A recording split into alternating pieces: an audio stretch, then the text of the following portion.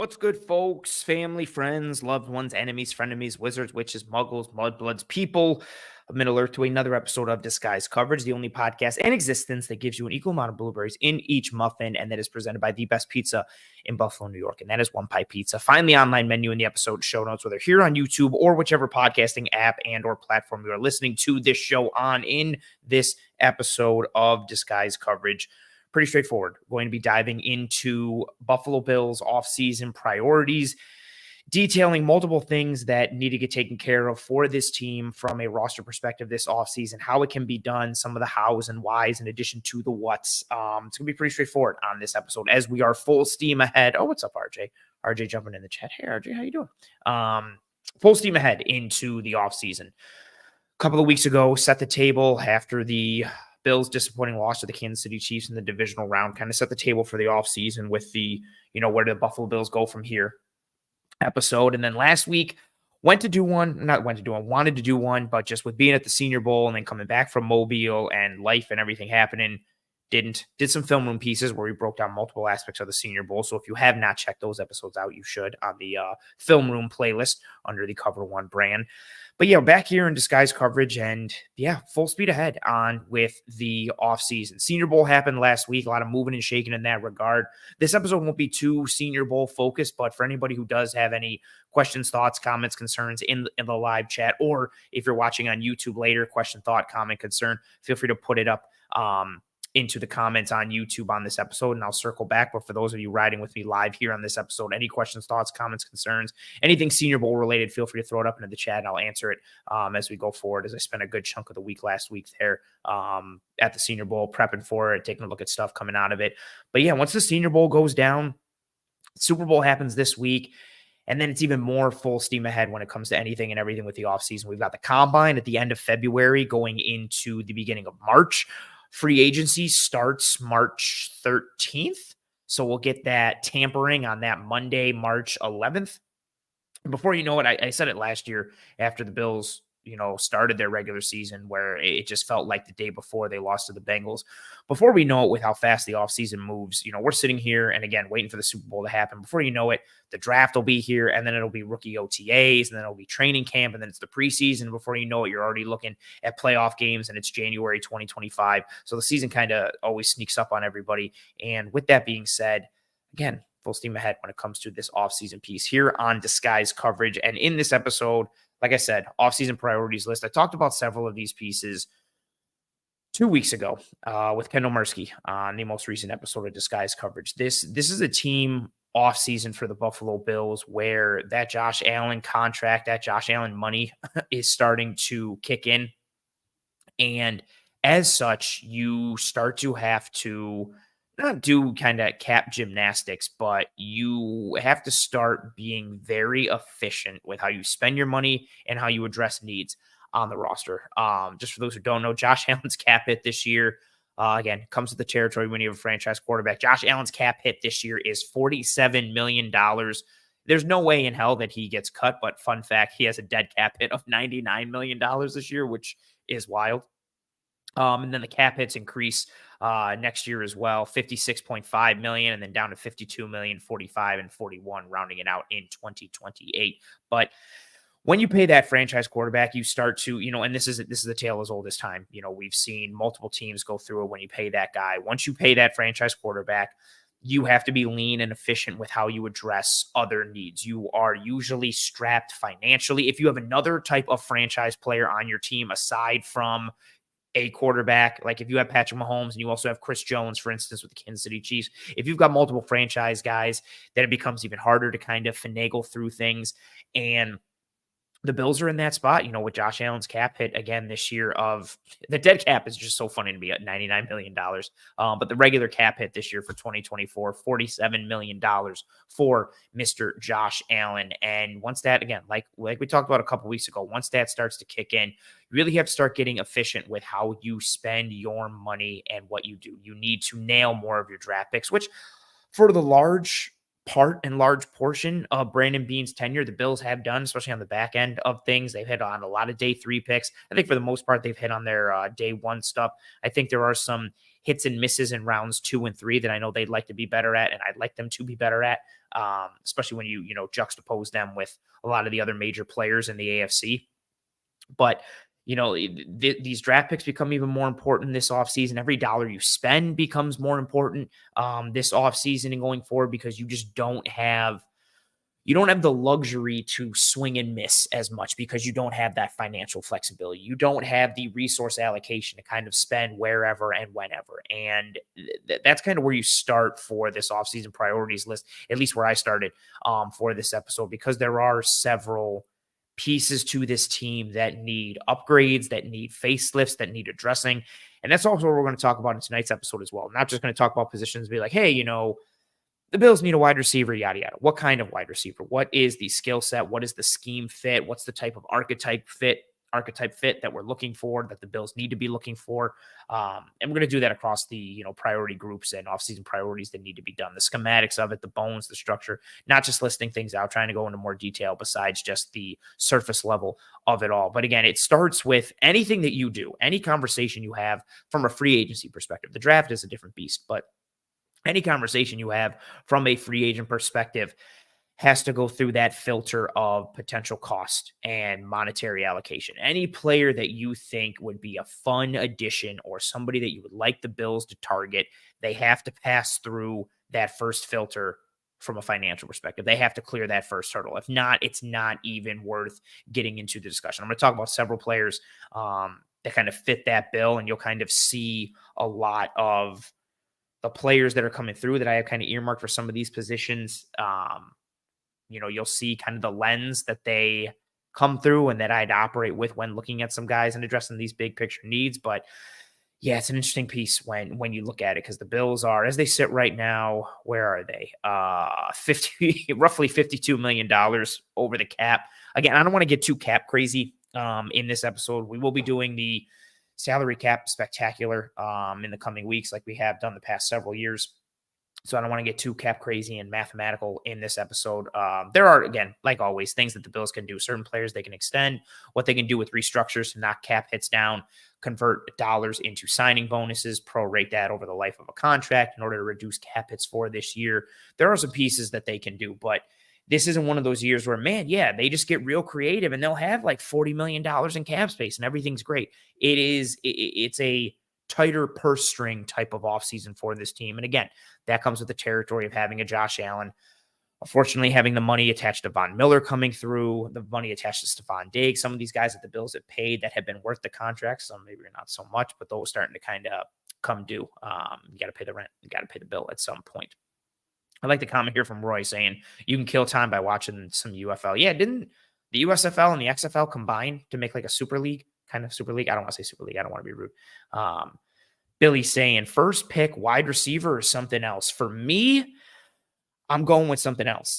Now it depends on what is there. I'm going to be banging this drum a lot in the offseason. Also, I want to preface that by saying what happens in free agency ultimately determines what the Bills do in the draft. And that's not news to anyone, but especially for me, like right now, if I'm looking at the Bills team, I think there's a larger drop off at wide receiver. At safety and defensive end and interior defensive lineman than there is at wide receiver. So I'm looking in the first round for a defensive player. I know that makes everybody upset, but I'm looking in that first round for one of the top safeties in the draft, Cam Kitchens or Tyler Newman. I'm looking if Byron Murphy, the defensive tackle from Texas, drops. I'm looking at one of those guys that operate at a position where there is a larger drop-off than wide receiver. I still think you can find really, really good, and I don't want to even say value, because I think when you say good value, it makes it just seem like, oh, okay, like that's fun. No, you can find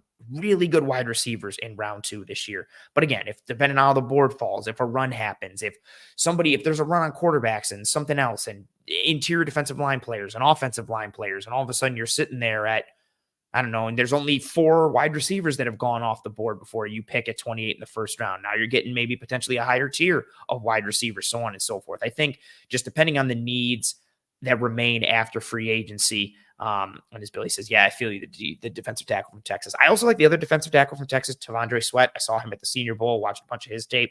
But Byron Murphy from Texas is just a true 3-down player on the interior. I'd love to pair him with Ed Oliver, just what he can do against the run, how he drops the knee, how he reduces his surface area. One of the best interior players in the nation last year when it comes to pressuring the quarterback. And I think Daquan Jones kind of gave us that unfortunate showing of like what was really good at that one tech spot, playing opposite of Ed Oliver, somebody who could stop the run but also give you pass rush pop. So he set a bit of a high bar. I want to recreate that. And I think if you take Byron Murphy and pair him with Ed Oliver, you all of a sudden have a nice core on the interior of your defensive line going forward. But yeah, so going back to your original question there, Billy, first pick, again, if something crazy happens, like if Romo Dunze falls to 28 or something, I'd be like, oh man. I just think with the way the board is looking like it's going to fall right now, I would rather invest in another position of need in the first round and then attack wide receiver in the second round. I'm also attacking wide receiver in free agency for what that is worth as well. Boo Magoo.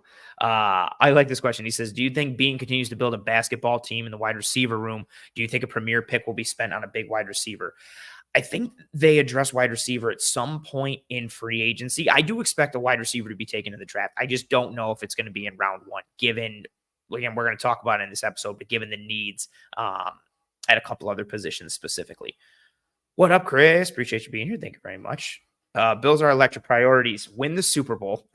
So how do you beat Kansas City? Stop them from scoring or outscore them? Pick a side. I don't think it's ever as like cut and dry. And you know what? I hate to play this card, honestly, but if the Bills are healthy in that divisional round, on not even completely healthy defensively, if they're just a smidge healthier against Kansas City, I think they beat the Kansas City Chiefs in the division round. And even with being super unhealthy, I don't know, that game should have been at the very least tied 27-27, and then you're forcing Patrick Mahomes to drive down and beat you. Or even besides that, Allen makes a couple better decisions or throws there at the end.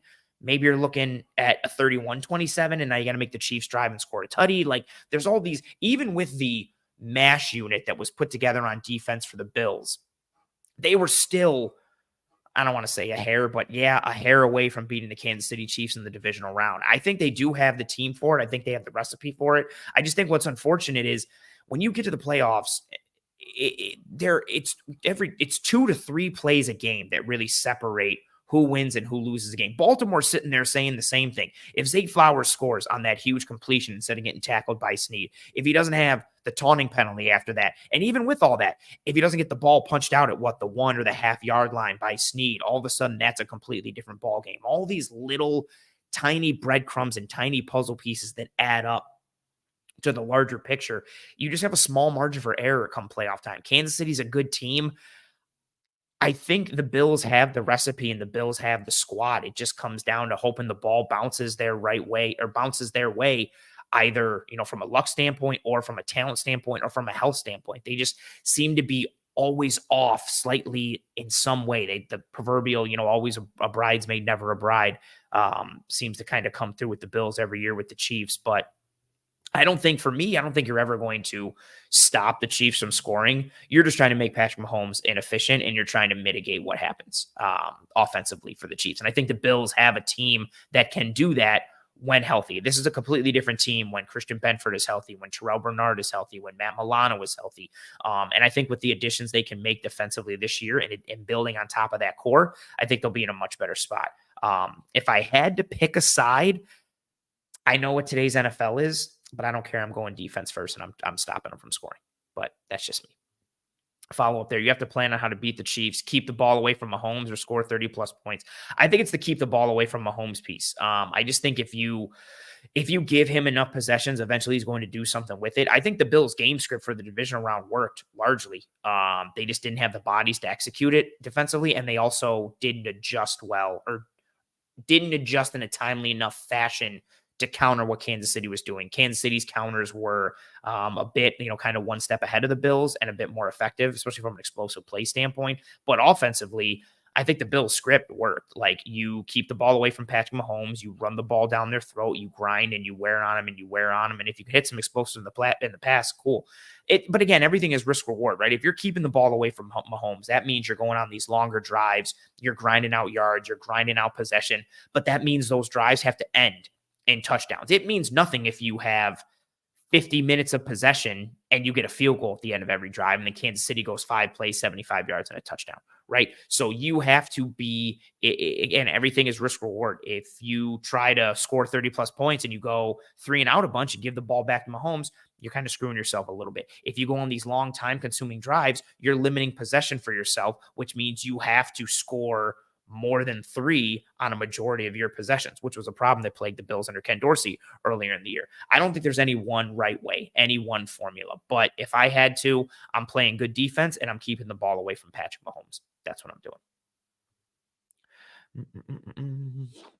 Ranzo coming in saying the Bills need 24-ish players due to free agents. How are the Bills going to decide on positions to address in free agency versus the draft? Do you wait until after the draft to fill spots? You always try to address what you can in free agency.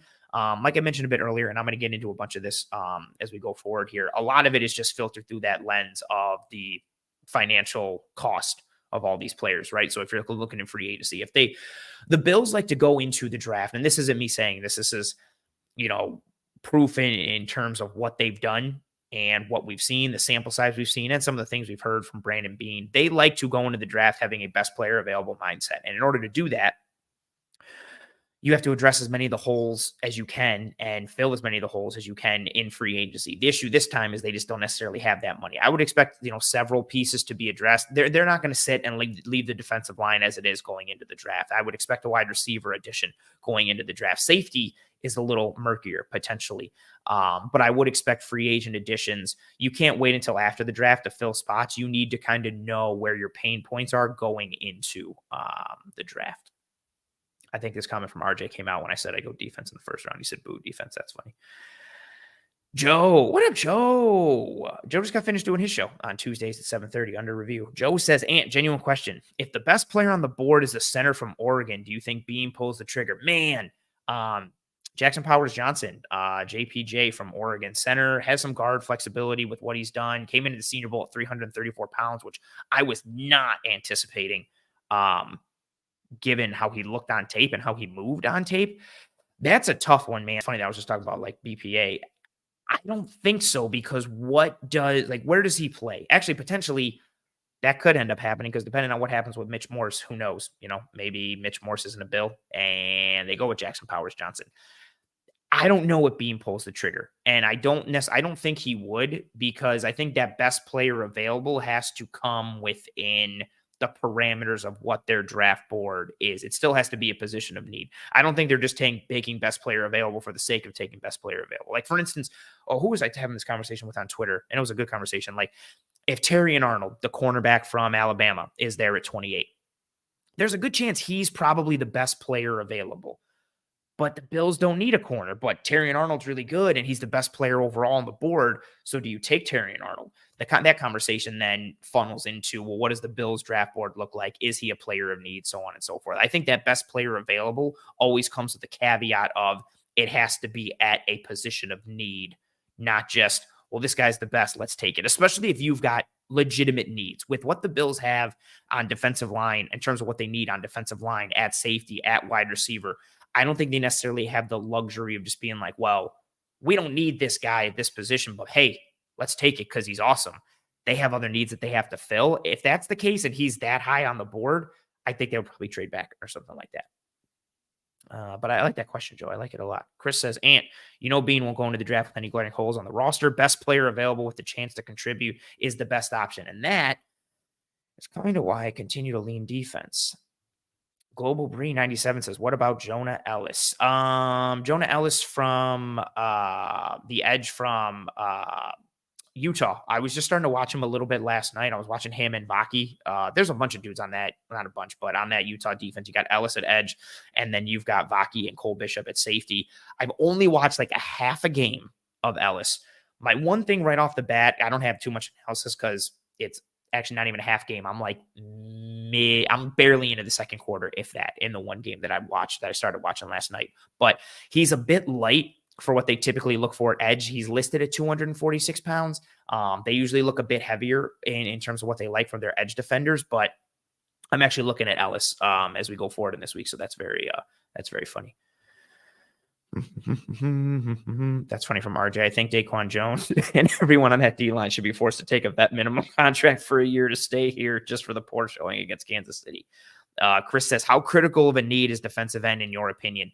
Very critical, and we're going to talk about it as we go forward here. JG saying the rest advantage was huge in that game. Yep, that was part of the disadvantage of the Bills not being able to play on that Sunday and having to play on that Monday. The Chiefs basically getting 2 full days of rest ahead of the Bills. Unfortunate. NFL Draft Fanatic says, if a game comes down to 2 to 3 plays, what positions do we lack playmakers at? I think we lack playmakers at wide receiver aside from Stephon Diggs, and I think they lack playmakers on the defensive line, holistically across the defensive line. You've got some impact guys that can make plays like Ed Oliver or Greg Rousseau, but I think you impact the playmakers that you, quote unquote, like to have, especially come playoff time, are usually those dudes that make a play on the ball, or it's like some kind of game-changing play. And when I say play on the ball, I usually mean like interception, forced fumble, sack, something like that. And the Bills just haven't consistently come up with that. Like L'Jarius Sneed, that's a playmaker play on Zay Flowers to punch that ball out at the 1-yard line. Jordan Poyer making that play on Mecole Hardman against the Chiefs. That's a playmaker type of play. Offensively, yeah, I just think they lack playmakers from a periphery weapon standpoint. They've got talent. I think they lack the top-end playmaking piece. And then on that defensive line, it just seemed like they ran out of steam and gas, especially from a playmaker standpoint, down the stretch there. JG says, "Are we going to draft a running back somewhere in this draft?" I would think so, considering I don't think Latavius Murray comes back. We'll see what happens with Harris, and then Fournette is meh. I like Ty Johnson. I wouldn't mind having Ty Johnson come back, but just from the cost and the term, I think it would be nice if the Bills took like a running back in the 5th round that they could make like an RB2 or something like that. I would think that they would take a running back in this draft. Or again, that's an easy one too, because you can give, unfortunately, to a running back, you can give like a nice 1-year cheap type of deal to a free agent running back and get good production. Again, nobody was expecting Ty Johnson to do anything in the NFL this year, and he came out and was legitimately a pretty good RB2. Roy says, "Ant, have you looked into available free agents? If so, who would be at the top of your list realistically?" I'm going to get into that as we go forward, especially for these position groups. Jared says, "The media pushing Diggs to be traded. His dead cap hit makes him untradeable." Which is it? His dead cap hit makes him untradeable. That's what it is. What else? Bills are electric saying Jackson Powers is a hell of a player. Yeah, he is a hell of a player. Oh, nice comment here saying I would take Arnold. I think that's the conversation, right? If Terrion Arnold is there, Bills don't need him, but man, if he's really good, do you take him? What do you do? Yada yada.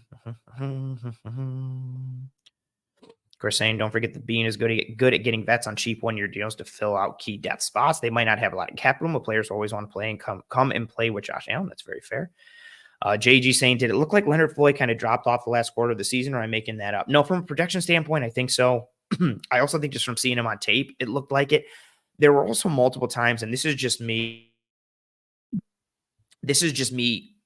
connecting dots. I don't know if there's any fire to this smoke whatsoever.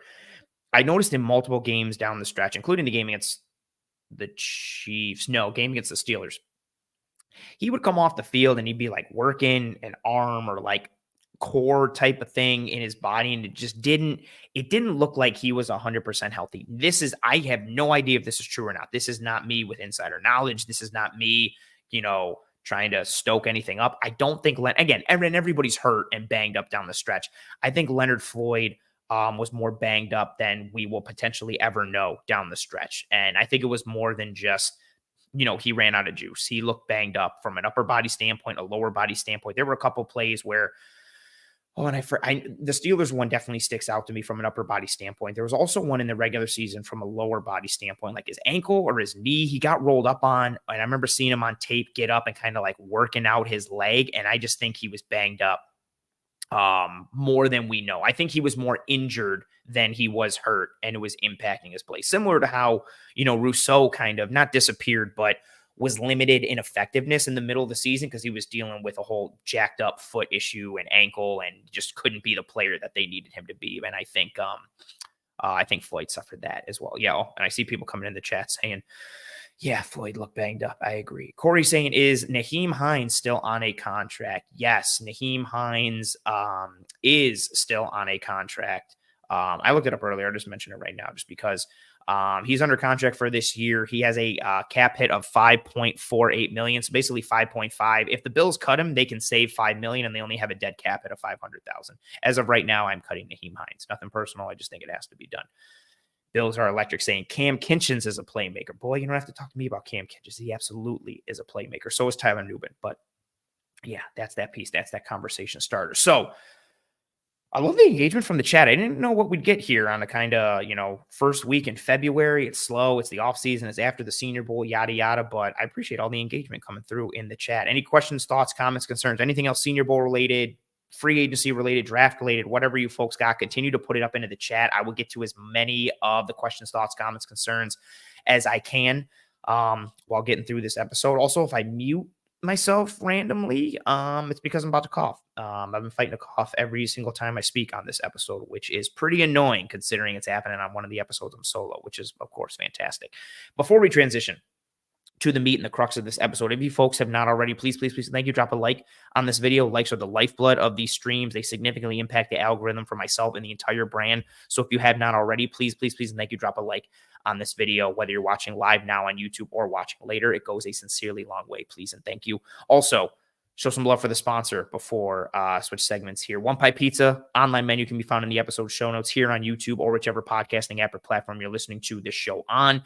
Delicious sweet sauce pie, cup and char pepperoni, great cheese to sauce ratio. I truly believe they make the best pizza in Buffalo, New York. And I don't say that because they sponsor the show. They sponsor the show because I think their pizza is the best. And they also make their own homemade blue cheese. They do it great. They also do catering and like different events and like sandwiches and stuff aside from pizza now. Like they're expanding, looking at different locations, a lot of great stuff coming for them in 2024. And they are the best in Buffalo. Go get yourself some One Pie Pizza. Again, online menu and all their information can be found in the episode show notes, whether here on YouTube or whichever podcasting app or platform you're listening to this show on. Yeah. NFL Draft Fanatic. I know there could be some time of delay. NFL Draft Fanatic says 84 watching, 9 likes. Yeah, that's not. Oh, Chris says my app shows 24 likes. That's still too low. I agree with Chris. More likes would be awesome. Please, thank you, folks. Roy says The Rock over Cody. Thoughts? I'm in shock. They've been building to Cody Rhodes facing Roman and finishing the story at WrestleMania for over a year. And then The Rock apparently signs this deal early in January with him, joins the board, and it becomes this kind of secret handshake deal where he's automatically facing Roman at Mania, but nobody really knows about it. I think it's wild. I think it's horribly bad for business. It has to be Cody versus Roman, and Cody's got to win the belt. I still think it's wild that it's happening. I still don't believe it will. I don't think they're going to go through with it, although everything tells me that they will, but just absolutely wild. Absolutely wild. All right. Let's start with the offseason priorities. The first position we're going to start with here is wide receiver. Now, I want to say this for myself, a little bit of a disclaimer. I don't think wide receiver is the biggest positional priority for the Bills this offseason. I don't even think it's the biggest offseason in general. Like not even just like position need. Like I know a lot of people just think like, oh, it's the biggest need in general. I don't think it's the biggest positional priority or the biggest priority for the Bills this offseason. The one that I do, we'll talk about in a little bit, but I just want to start here because I know wide receivers on the forefront of the minds of so much and so many of Bills Mafia. I mean, a lot of the questions already came through in the chat about wide receiver in the first round or something else. So we'll start with wide receiver. I just want to put that there. Again, it's not my top priority. It is a priority, though, and it is a positional need. But let's go through and start with that wide receiver piece. So the current wide receiver roster for 2024, as we sit right now on Tuesday, February 6th, 9:30 p.m. Eastern. Stephon Diggs, Deontay Hardy, Khalil Shakir, KJ Hamler, Justin Shorter, Andy Isabella, the GOAT, Tyrell Shavers, and Brian Thompson. Also want to throw this note in there quick.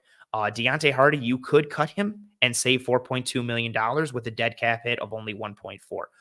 I'm not a huge fan of creating holes at a position of need because then you have to fill that hole in addition to already having to add to that position group, but some potential financial flexibility there with cutting Deontay Hardy this year. Regardless, I like where Chris's head is at saying, I think the Bills' biggest position of need is defensive tackle. I also like where RJ's head is at with Cody and The Rock. I can't get distracted. I'm sorry. I can't get distracted. I can't fall off, but I like where your head is at there. Hold on. I want to go here because I feel like this question is yelling at me. Robert says, Anthony, you blame Josh for 2 bad plays that the defensive line has been pushed off the ball the last 3 playoff games. How come you podcasters never talk about the Bills' 30 drop passes in 2023? I think you're generalizing me a lot with other people. Myself and Eric did an entire film room episode about how bad the defense was against the Chiefs and how poor the run fits were and how they got pushed around, what happened to Ed Oliver. I was actually fairly critical of the defensive line and what happened. And I also have talked about the Bills drop passes. I don't know if you're just like yelling at me because you're trying to vent or you're using me as like a lightning rod for your frustration, but I don't think this comment necessarily applies to me. Yes, I have blamed Josh Allen. I think I blame everybody equally. I critique it and call it like I see it based on what the film shows and the advanced metric shows, but I disagree with how you're kind of coming at me a little bit. And I think you're generalizing me a bunch there, but to each their own. All right. So also a lot of the defensive line conversation, we're going to be getting to that shortly. And I appreciate where everybody's head is at. It makes me feel like I'm not the only one when it thinks that position group is a need. So wide receivers, I kind of rattled a bunch of names off. Again, Stephon Diggs, Deontay Hardy, Khalil Shakir, KJ Hamler, Justin Shorter, Andy Isabella, Tyrell Shavers, Brian Thompson. Those are the wide receivers under contract for 2024. Gabe Davis, as polarizing as he may be, Gabe Davis last year had 966 snaps for this Buffalo Bills team. That was a 74% snap share. Trent Sherfield, 500 snaps last year, 38% snap share. Both of those players are unrestricted free agents. I don't expect Gabe Davis to be back. Sherfield, I guess, is a possibility, but no disrespect to him, I think that's a less important conversation to be had. Like if he does come back, it's going to be cheap and it's not going to be anything that's too consequential necessarily. The Bills wide receiver snaps, there were 3,431 of them in 2023. With Sherfield and Gabe Davis being gone, you are losing 1,466 of those snaps, which is 42.7%. So you're losing roughly 43% of your wide receiver snaps from 2023. Now, that's just the basic numbers, kind of put that into perspective of the amount of snaps you're losing, the amount of on-field minutes and contribution. Again, regardless of what you think of Sherfield and Gabe Davis, you are losing significant contributors to your team from a snap share perspective. Also, I don't want to get too much into it, Gabe Davis, but I do think he is better than he gets credit for with all that is asked of him and all that he does. I don't want to get too sidetracked into that conversation piece right now, but however you slice it, you are losing a significant amount of snaps from your wide receiver room in 2023. And again, Gabe Davis not returning might be music to the ears of some or many. I know how polarizing he is. I know how polarizing his skill set and his production have become for the fan base. But however you feel about him, losing him is a legitimate, quote unquote loss because of the snap share he had and what he did. Again, I think he's better than he got or gets credit for, given what was asked of him and what his role truly entailed as a coverage puller, as the downfield option, big time yards per reception contributor, big time average depth of target, fitting into, on those inserts and fitting up on defensive ends and edges and linebackers and safeties as the Bills are running duo and other pieces and condensed looks. If you agree, that's cool. If you don't, that's cool. Either way, the Bills need to replace his 966 snaps and Trent Sherfield's 500 snaps. Now, a lot of the talk, again, you need a wide receiver. You need a wide receiver, and JG's already kind of coming through and saying, so you need to add at least 2 wide receivers in the draft / free agency. Basically, we're going to get to it as well. So Gabe not returning opens up basically your wide receiver 2 spot. And I think it's important to quantify what a wide receiver 2 needs to be for this Bills team. So given the current build of the wide receiver group under contract, I think the Bills need 2 things.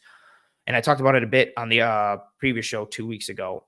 Basically, that wide receiver 2 needs to be more of a complete wide receiver / like a more dynamic wide receiver 2. Ideally, a wide receiver who can be a true X wide receiver. For those who don't know, define it real quick.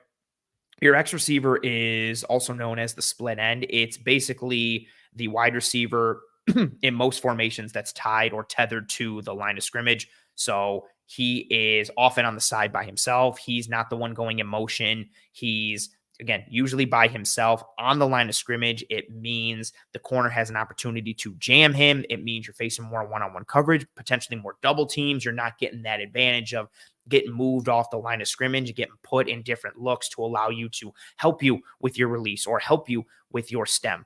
You need to be able to get off jams. You need to be able to work downfield. You need more of a complete route tree. The easiest way to put it into perspective is the X receiver is usually your prototypical complete wide receiver. Think Julio Jones, the guy who can basically do everything and has a frame and a build that allows him to do everything. Size, hands, speed, catch radius, complete route tree, good route runner, anything and everything. Can high point the football. All these aspects of what a true complete wide receiver is. That's usually what a team's X receiver is. And again, usually lining up by themselves, usually away from the tight end, away from the Z or the motion wide receiver, and usually a team's number one wide receiver, but it doesn't have to be that. Stephon Diggs, the way he gets used more in the slot. He gets put in motion. He also tends to come off the field when the Bills go into 12 personnel or their run heavy formation. So he's more of a Z wide receiver, and that's okay too. You can have a Z like a Stephon Diggs, like a Tyreek Hill. That doesn't mean they're not good. That doesn't mean they're not the number one receiver. It just means they're used differently schematically. Z's are used differently from slot receivers, who are used different from X wide receivers. I just wanted to define that to kind of, again, put this into perspective. And again, when I say that Diggs is more of a Z wide receiver, that's usually the wide receiver who's off the line of scrimmage. You're usually on the same side of the formation as the tight end or the slot receiver.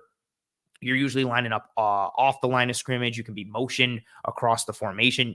In old school or more old school kind of football, the Z was usually like your pure speed guy or your movement guy or your type of shifty guy that you would use to draw coverage or threaten defenses vertically.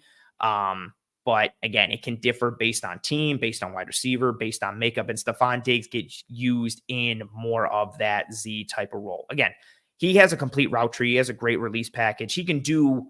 He's one of the most complete receivers in the NFL. But how he is used and how you like to use him, he can function more in that Z. So knowing that alters for me the kind of wide receiver that you look for. Because I think you need to look for more of an X type, somebody who can win on the backside of concepts and win on the backside of the formation. Somebody who can win jump balls, those back shoulder throws, bigger body, bigger frame guy. And then also that guy is staying on the field if you're going in 12 personnel or you only have one wide receiver on the field because they're a good blocker or they're a good threat in a multitude of areas and you can do different things. So I think you're looking for more of a complete skill set package, dynamic aspect to a wide receiver too, versus Gabe Davis, who, despite his success downfield, which was significant, wasn't overly fast, was sometimes a good ball winner and spectacular catch guy downfield, sometimes not. Didn't have the most complete route tree. I don't think he was a bad route runner, but I don't think his route tree was necessarily complete, especially when you need a guy to kind of win one-on-one more or make defenses pay for, you putting Stephon Diggs to the two receiver side or putting Stephon Diggs to the trip side or in a bunch, knowing you've got more one-on-one on the backside with that X or that single side receiver. You want a guy who can make teams pay where they have to think like, oh, can we really rotate a safety to Diggs? Because their number two will kill us. Like that type of guy that kind of poses that threat. And again, I don't want to get too much into the draft weeds for this conversation, but I think this is a good way to kind of put it together, put a picture together for you folks. Xavier Worthy, wide receiver from Texas. I love Xavier Worthy. You're just so, again, I don't want to get too crazy into it right now, but I really love a lot of what Xavier Worthy is and does. However, I don't think he ticks that, X wide receiver box. He's more of a Z and a slot wide receiver. And if the Bills draft him, which is something I'd love, I think you have to also add a prototypical X wide receiver either in free agency or in the draft. Probably free agency, depending on if you're expecting, meaningful or known quantity snaps in 2024. Juxtapose Xavier Worthy with somebody who I also really love, and I started talking about him before the Senior Bowl, Mr. Javon Baker, wide receiver from UCF. His size, his frame, his skill set fits more of that prototypical X wide receiver box. Now, he needs a little more polish. There's a different skill set. There's a different level of polish to each player, different usage, all of that stuff. Either way, no matter how you slice it, going to kind of JG's comment earlier, you need multiple wide receivers coming out of free agency and the draft. And also for me, ideally, speed is a component in each addition that you make. Your wide receiver 2 or your X wide receiver, however you want to label it, however you're defining it, they need to have speed baked into their wide receiver profile. And I would also ideally like the other top wide receiver addition that happens this offseason to also have speed baked in. I think speed at the wide receiver position can't just be a niche piece for one wide receiver that's on this team. It can't just be John Brown or Deontay Hardy or even Trent Sherfield. It can't just be one guy who can get downfield. And it's like, yeah, that's our speed guy. I think they need to have speed across the board when it comes to the wide receiver position. They need more of a field stretching element to this offense to not only pull coverage, but also be a consistent threat downfield in one-on-ones. And also within that conversation, major disclaimer, as always, being fast doesn't mean you'll be a vertical threat. When we're looking for somebody from a speed perspective, I know that's the conversation piece. It's going to be, oh, what kind of speed do they have? How fast are they? Yada, yada. What can they do downfield? Yada, yada. But it's more, winning downfield and being a vertical threat is more than just speed. Speed absolutely helps. It's good to be fast. It's an important piece in winning downfield, but it's not a like for like where, if you're fast, that means you'll be a vertical threat. You need some of that route running nuance. You need some of that ability. Even if you're a dude who comes out and runs like a 4.2 or a 4.3, I'm thinking like John Ross from all those years ago out of Washington and went to Cincinnati. Like there's so much more to it. But I think the Bills wide receiver grouping needs more speed on the whole. For as much as I love Stephon Diggs, I think he's a complete wide receiver. I think he's a true number one. He's one of the best wide receivers in the NFL. He doesn't really have that burner vertical speed element, and he's able to win. That's a good example too of how speed isn't necessarily the end all be all for winning deep. He can win downfield because he's a good route runner, because he's good with deception, because he's good with body language and manipulating corners and making them think A when really he's doing B, and that allows him to get vertical and get downfield. But I think they need more of that pure speed presence, again, in the wide receiver room as a whole, but especially in that wide receiver too. Having somebody who ticks that box in addition to being able to block and being able to stay on the field for a majority of snaps, it just adds a lot of options to this offense. And I think that's where you have to start. Like you need, again, and I like Gabe Davis, I think probably more than most do. I don't think he's amazing. I don't think he was like the best wide receiver too, so on and so forth. But that lack of speed, I think, hurt him at times, especially when you pair it with not being the best route runner. Again, I don't think he was a horrible route runner, but necessarily wasn't the best. And I think those two things limited him significantly. Whereas if you have a guy who can just consistently be a threat with that speed off the backside, even if you're just using him to pull coverage, even if you're just doing the Gabe Davis role with him where it's like, hey, man, we're just going to send you on a bunch of posts and a bunch of verticals to pull coverage and then try and open up some guys underneath. Even if you're just doing that, if the guy is more of a speed threat, who knows? Maybe you actually chuck it to him. Maybe you alert based on what the coverage is, based on what you see pre-snap, and maybe he can get by that guy and all of a sudden you're hitting a home run shot or a chunk play, or even just off the basic threat of teams knowing that dude can really boogie.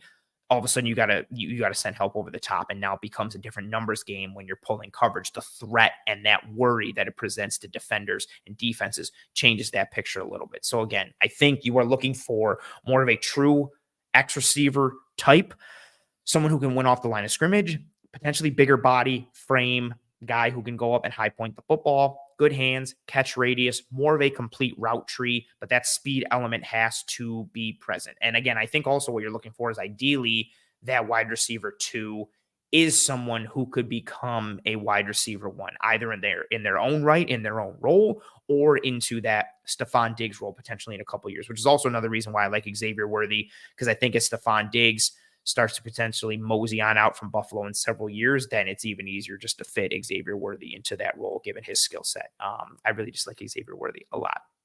But again, this schematically, that's what you're looking for. It can't just be, oh yeah, you want a receiver. You need that speed presence, and you need that kind of true wide receiver standpoint. Some names in free agency, just who I took a quick peek at. Again, money is going to be a huge, huge piece of this. That's the filter you have to start with for everybody. I put this tweet out earlier. Again, and I know some of these names aren't going to be great. Like you're going to hear these names and be like, oh no. But again, it can't be like, oh yeah, Mike Evans.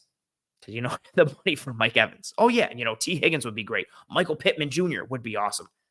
Calvin Ridley would be sweet. I saw that name come through just now. Like you're not going to have the money for those dudes, which is unfortunate. But guys in free agency, I'm looking at, I'm thinking like the Van Jeffersons, the DeMarcus Robinsons, Curtis Samuel, DJ Chark, Noah Brown, potentially really high EPA per target, did very well in that vertical passing attack offense with Bobby Slowick in Houston.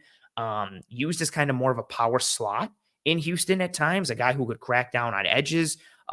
That's hilarious. I just saw Chris come in and say the guy I really want free agency at wide receivers, Noah Brown. Yeah, they're using Noah Brown to crack down on linebackers and edges and defensive ends. Can get vertical a little bit. Big dude as well. Where are my measurables? Listed at 6'2", 215 pounds. Ran a 4.56 coming out from Ohio State, I believe. But if you're running that at 6'2", like you're having a longer stride, and he is a bit of a longer stride guy. Like dude can move, has a bit of size to him. Again, that's 6'2", 215 pounds would be a nice thing to add to that wide receiver room. He can block. He can function a lot of ways. I think those are the types of names you are kicking around from a free agency standpoint. I think you're looking at somebody, I know Darnell Mooney has been mentioned. I think you're looking at dudes, those prototypical, I don't know, like a 1 or 2 year type of deal for somebody, a prove it type of deal, somebody who either possesses an aspect of their game where they're trying to rehabilitate themselves for a big contract, or they possess this one skill set element that helps you try to take the offense over the top a little bit. But again, if you are going from a free agency standpoint, like I don't think that if you get Van Jefferson, that's awesome. I don't think Van Jefferson suddenly becomes like your wide receiver too. Like he can just function in that role a little bit more, similar to DeMarcus Robinson. Curtis Samuel is a bit of a different character with his speed, his gadget usage, being able to work out of the slot. I also think he's probably going to cost too much, although that would be kind of sweet. DJ Chark is another one. His value, I believe, is down, but he can get vertical. Ran a sub 4.4, I think like a 4.39 40 coming out. Has had some drops at different times, but he gives you some options. Again, none of these names at wide receiver and free agency are going to be sexy. You're not going to see a free agent addition at wide receiver if you're the Buffalo Bills and think, oh man, I feel great about this wide receiver room. They still have to add in the draft, which is where the primary work is going to be done because the draft is loaded with wide receivers, as I'm sure everybody and their mother knows at this point. But those are some names kind of looking at this point. Also, just for reference, Brandon Beane, in the Brandon Beane era with the Buffalo Bills, the average height and weight for wide receivers that are drafted for them, just to kind of give you a peek in terms of the size profile they look for when building the wide receiver room. Average 6'1", 200 pounds. So a little bit bigger. It's funny too, considering like what they've done in free agency and like Trey, where it's been like, oh, John Brown, and like, oh, Cole Beasley, and even like Stephon Diggs isn't the biggest guy. But when you look at that draft profile, they kind of lean bigger a little bit. Granted, that's probably skewed by the fact of, Isaiah Hodgins and Gabe Davis being like bigger body dudes and them not necessarily going to that wide receiver draft well a ton in that Beane era. So that's something to keep in mind as well. But again, take a peek at that. Or keep that in the back of your mind when you're thinking about what kind of receiver the Bills need to add this year. Just think about what you normally would see from that Gabe Davis role. That Gabe Davis role is important. Somebody who can kind of do a little bit of everything, is bigger, can block, can function in a bunch of ways. Think of that role and then think what you would like to improve upon or tweak about that. Like really, if I could just have Gabe Davis and then just make him, I don't know, like a 4.4 type of wide receiver, like that might be enough for me. Or even leave him at the speed that he is and just give me a more of a complete route tree and more deception and a better, sharper suddenness to the route stem and breaks from a wide receiver. And I could be happy with Gabe Davis coming back, like that type of thing. But again, you're looking for kind of more of a true X wide receiver. Speed has to be a component. Speed has to be a component regardless of what receiver they add. I know JG in the comments earlier said you're looking at adding at least 2 wide receivers. I think that's what it is. I think you're looking at adding at least 2. I would think, based on what Beane said in his presser and just based on how things are shaping up for the offense, I would expect 1 wide receiver addition in free agency, and I would expect 2 in the draft. I don't know where. It might be a first and a fifth. It might be a second and a third, or a second and a fourth, whatever.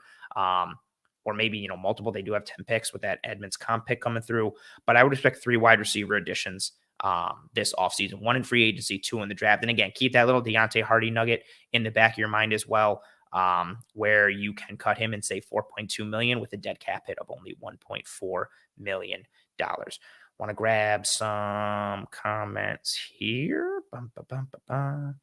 I see Joe saying Worthy in all caps. I really love Xavier Worthy, and just what he does as a wide receiver. Where's some of my notes on him? Yeah, his toughness and contact balance. He understands space and leverage. His acceleration and deceleration in and out of breaks with his ability to sink his hips.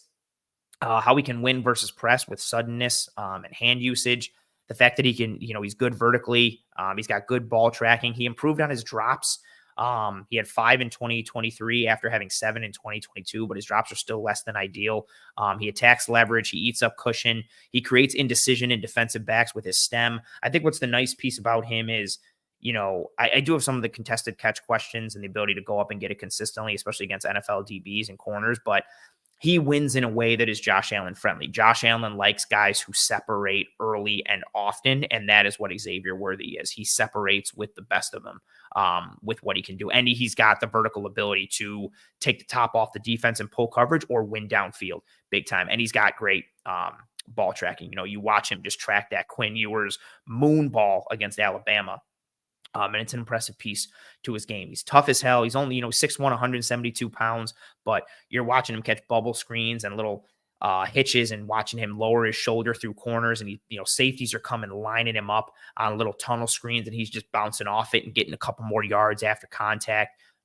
He possesses a lot to like at the wide receiver position. I'm super, super high on Worthy. I just don't know if the fit necessarily works currently with the offense, but I would not be opposed to Xavier Worthy whatsoever. I like this guy, Robert. I don't know why you're so angry at me. Anthony, you blame Josh for a lot, but the Bills will be. I'm not even going to read this comment. This is whatever. I don't care. Boof Magoo says there's a potential X wide receiver when they pick in round 2. It's a deep draft, but that may be tough. Yeah, I'm targeting Javon Baker. He was a target for me going into the Senior Bowl. He's more of a target coming out of it. I really liked him at the Senior Bowl and what he did. My hope still is that Javon Baker can be had in the 3rd round. I wouldn't be opposed to taking him in round 2 just to be safe. I really like Javon Baker and what he can do. Or I wouldn't be, I know you're answering your specific question here. Like Javon Baker would be my target there, like that guy. And again, I have more wide receivers to get through. I've only started getting into the class with everything that's been going on. But Javon Baker, big time, who ticks that potential X wide receiver box in round 2. And again, I also wouldn't be opposed to taking like a Jalen McMillan in round 2 if you got a Demarcus Robinson or a Van Jefferson in free agency or something like that. Again, you're going to have to kind of, plug the holes in different ways and kind of, put the puzzle together in order to kind of, no matter what you're doing. Like it's going to be free agency and the draft. How do those things fit together? Which is also why I think free agency is super interesting, because I think the type of free agent wide receiver they bring in could be indicative of the wide receivers that they look to go after in the draft, which is also a fun piece. Bills are electric saying so many good wide receivers, but I'm not married to an ex. Falling apart already. Troy Franklin, Roman Wilson, Ricky Pearsall, Javon Baker, Malik Washington. Yeah, all those dudes have something to offer. I liked Malik Washington's tape at Virginia. Again, I'm early in on wide receivers as a whole. Again, in the draft process in general, it's February 6th. There's so long to go, but I like what I saw from Malik Washington at Virginia. A ton of targets, so I'm excited to go into some more tape and see more of his usage.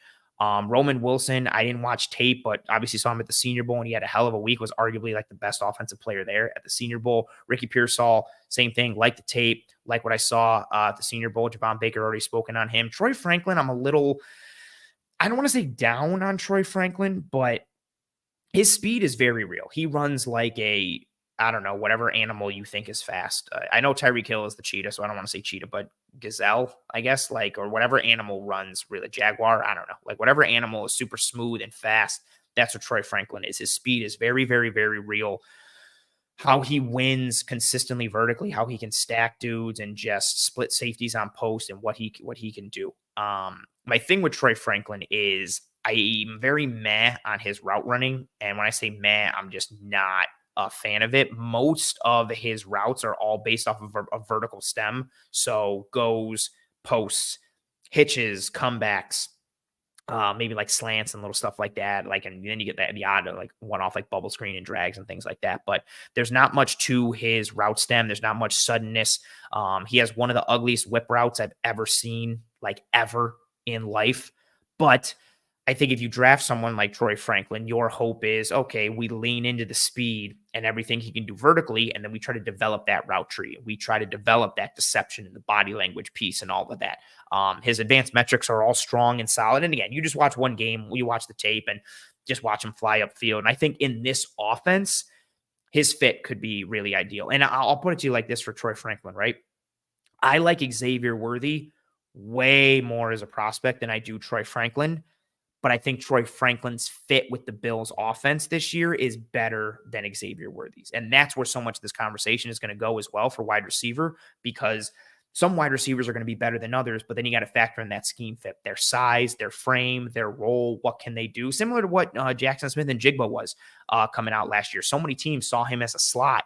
So a team that was going to take Jackson Smith and Jigba, the thought going in was, okay, are you a team that needs a slot receiver? If not, okay, are you even considering Jackson Smith and Jigba? Because teams, not necessarily everybody viewed him as kind of that guy who could win on the outside as opposed to being a slot. That's a piece as well. Boop Magoo saying, I like McConkey for his yak and route running. Lad McConkey, it's probably between him and Ricky Pearsall for who like the best route runner is in this wide receiver class of those dudes after Marvin Harrison doesn't count. He's in his own tier. I don't no conversation should be had when about Marvin Harrison. Like he does everything amazing. It is what it is. Just like put him in his own thing. But I think aside from Marvin Harrison, I think there's a conversation for McConkey, Pearsall, as being just the best pure route runners, especially with how they win, given their size and frame and everything like that. I think that's a real conversation that can be had. Joe DeRosa coming in saying, I know they aren't sexy names. Oh, Matt Collins or Miller from Atlanta could be useful as depth pieces. Atlanta's QB play was so bad that I think it dropped their value down significantly. Yeah, I mean, it's a similar conversation to my thought with Van Jefferson. He goes to Atlanta. Things don't work out for him there. He's only a couple years removed from still doing well with like Baker Mayfield in LA 2 years ago. Got the size profile, got the athleticism and the speed. You're looking at somebody, to that point, you're looking at somebody who can either fulfill a niche or has some sort of potential that you feel is untapped. You're looking for traits and then thinking you can coach up those traits from the free agent piece. Trek reviewer coming and saying, I still want the Bills to draft Johnny Wilson from Florida State. 6'6", 230. Is he going to run a 4.4 40? That'd be wild. I don't know if he's gonna. He's really lanky. That would be pretty crazy. Boop Magoo saying, Xavier Legette could probably fill the Gabe Davis role. I really didn't like what Legette did on day one at the Senior Bowl. He won me back more on day two. But he's a similar piece. Like, he's kind of like A.J. Brown light. I hate doing comps, but you look at what A.J. Brown was early in his career. Like, you're looking at somebody who's just going to run posts and drags and slants and tunnel screens and is going to be a load to take down once the ball is in his hands. He's yoked up, like he's cut. He's physical. He's fast. He can stretch the field. We'll see what he does at the combine. He's somebody who I thought he was going to have a better Senior Bowl than he did, which was disappointing, but I think he'll test very well at the combine. He's going to jump out of the gym. I think his 40 will be good. His measurables, like 3-cone, all that stuff, I think he's going to test well. You have to polish him up as a route runner. But he's going to tick a lot of athleticism boxes. He's going to test really well at the combine. He's going to look good physically doing it. I could see him running up some boards. He's another interesting name as well, just from, again, like betting on the traits and then believing you can coach up more of the technical aspect. Yeah, Bills are electric coming in saying Beat said he wants explosive players. Yeah, and explosive players and mentioning weapons and offensive pieces similar to last year. I think at the combine, the conversation, he mentioned multiple times, like, getting weapons on offense, just making these kind of, alluding to that type of usage. And then they went out and took Dalton Kincaid in the first. So, he drops little nuggets every now and again.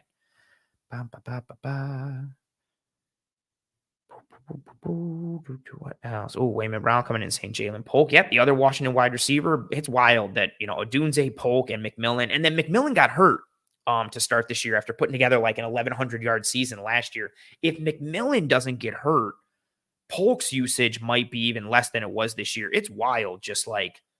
And then you have Dylan Johnson. I also like Jack Westover, their tight end from Washington, like the weapons they had. And then having Penix as the trigger man, like, man, wild stuff. Jordan K saying ugly in a good way. This is in reference to Troy Franklin's whip route. No, ugly is in like it's awful and I hate it kind of way. Ooh. Oh, I like this. I like this comment from Wayman saying, Xavier Worthy looks like a piece for Mahomes. He does. I could see Xavier Worthy in the Chiefs offense just kind of balling out. That's a really good comment. I mean, I hate it, but that's a really good comment. Dang. John coming in saying, "What up, fam? Troy Franklin, no matter what." That's fair. I get it. And especially too, if you want that speed piece, speed is sexy, and he's got it in spades. I'm sure he'll run a good 40 at the combine, which will make it look even better. I just wish there was more to his game overall. I wish there was more physicality. Um, his hands aren't great as much as I'd like them to be. He's fine as a ball tracker. The big selling point is the speed, and you're trying to coach him up. I don't know where. All I know is right now I have Xavier Worthy ahead of Troy Franklin, and that ain't going to change. But again, if we're talking like Bill's skill set and Bill's usage, I think Troy Franklin is probably at the top of the list when it comes to the kind of player that you would like to add to this Bills grouping. Just somebody who can stretch the field, who can separate downfield, who's going to pose a real threat and put fear into defenses. Troy Franklin is going to be there as well. Oh, Wayman's just batting 1,000 with comments here saying, I think Brendan Rice is going to develop into a good wide receiver too in the next 2 seasons. Maybe a bit of a sleeper due to his dad's name. I'm so embarrassed. I'm going to say this here. Like, I had no idea Brandon Rice was Jerry Rice's kid. I didn't learn that until the Senior Bowl. I don't know how I missed that all year, especially with seeing like a ton of Pac-12 games, which is wild. He had a good Senior Bowl from a release standpoint and a stem standpoint. He did not finish how I would like him to, and just at the catch point, like just wasn't there consistently. But size, frame, using it, I think he leaned into his physicality more on day 2 to start day 2 when they did one-on-ones. He used that, that 2-hand jam gangster release, the corner's up in press and he just comes off the snap, chucks him, goes inside on the slant. He ticks a lot of boxes too for that X wide receiver, that size, that frame in terms of what you are looking for from again, size, frame, weight, height standpoint that would kind of tick those boxes as a potential X wide receiver. I'd like him to be a better route runner, but I also don't think, given his like lankiness and how high cut he is and all those pieces, like I don't think he's necessarily ever going to be that guy, but I wouldn't be opposed to that as well. Chris saying, oh, I got to stop because we got a super chat. Carl, thank you very much for being here. Thank you very much for the super chat. Carl says, if you were Bean and you took a wide receiver at picks 28 and 56, oof, who do you expect to be there and who would you take? Could we get Keon Coleman and Xavier Worthy? I think Coleman has a better chance of being there at 56. I don't want to add anything else to this question. I just want to answer the question. I think Coleman would have a better chance of being there at 56 than Worthy. There's a chance you could get both if you really wanted to double dip like that. I don't think Worthy's going to be there at 56. I think Coleman could have a chance to, but I feel like both are probably gone. But you'd have a higher chance of Coleman at 56. I don't even know if Worthy's going to be there at 28, depending on how the board falls. But that's interesting, especially if they double dip at wide receiver. That could be very, very, very interesting. I like that question. Paul coming in saying Joe Marino agrees with the Troy Franklin fit. Yeah, I think you're going to see a ton of people. Like, no disrespect to Joe, he's awesome. But I think you're going to see a lot of people like throwing out the Troy Franklin fit thing. I know I see people on Twitter who have never watched Troy Franklin play throwing out the name and being like, man, Troy Franklin would be great for the Bills. So I think that's kind of the name du jour right now for the Bills community, especially on social media. Like, you're going to see that name a ton. People see speed and are going to watch 2 highlights of him flying down the field and stacking somebody on a go or beating somebody on a post. And they're going to be like, man, Troy Franklin to the Bills would be awesome. So I'm not knocking Joe at all, but I know everybody and their mother who's just saying Troy Franklin to the Bills, Troy Franklin. I'm also having a real tough time saying Troy Franklin. So now I'm annoyed at him being the pick because like the Troy Franklin, I feel like I'm in a Sally sells seashells by the seashore type of scenario. Well, actually said that pretty deep, but I had to slow it down. It's tough. Never mind. Forget that. Chris, I did forget. There you go. Chris saying, Anthony, what would you think of Cedric Wilson as free agent depth for the Bills? I watched his tape last year coming out of Dallas before he signed with Miami. I didn't like his tape coming out of Dallas. I wanted to more based on the production and the stats I saw. I didn't like the tape. And then just, I know the usage that they had in Miami, but just seeing how he was or kind of wasn't used at Miami, knowing how good McDaniel is at scheming wide receivers open and doing all of and kind of really unleashing a wide receiver's skill set.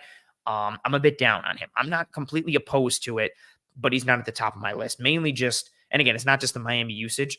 He was one of the first guys I started with last year when Eric and I were doing wide receiver free agent, potential wide receiver free agents in the film room last year, and we were breaking down tape. He was one of the first guys I started with. And I just was not a fan of his tape. I haven't watched a ton of his tape this year at Miami, but knowing just how little he was used there, I feel like it doesn't bode well for what I saw and kind of pairing those two things together. Joe saying if the Bills retain Daquan Jones, but simultaneously re-sign Rapp and a free agent safety like Chin, then which position is the bigger need of the two? If they were to sign Rapp and Chin, I'm fine on safety. I would still like to draft a safety like later potentially, although I don't love this class top to bottom. I like it more at the top with Kitchens and Newman and even Bullard and some of the other guys as well. But I would say if the Bills retain Daquan Jones, re-sign Rapp and Chin, defensive tackle is still the bigger need. Because say the Bills, say right there in that example, right? Chin and Rapp can be your two starting safeties. And also you're keeping Jordan Poyer in this instance, I'm assuming, Joe. So then you're looking at a top three of Chin, Poyer, and Rapp.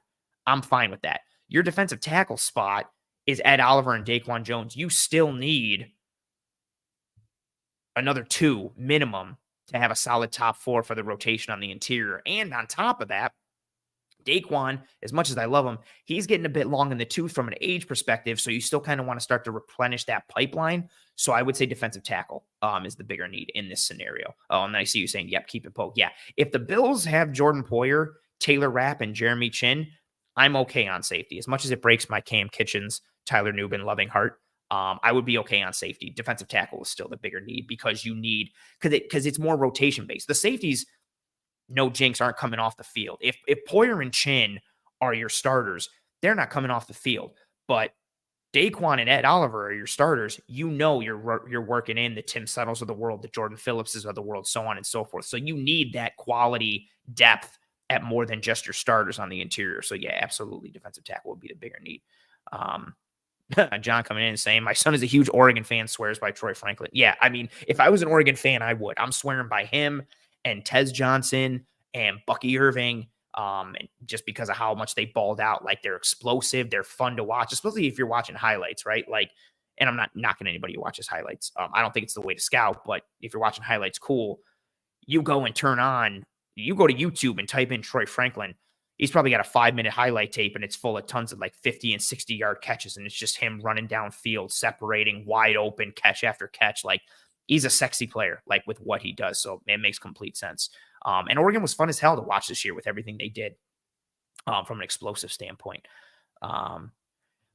False. Bills are electric. Olamide Zaccheaus.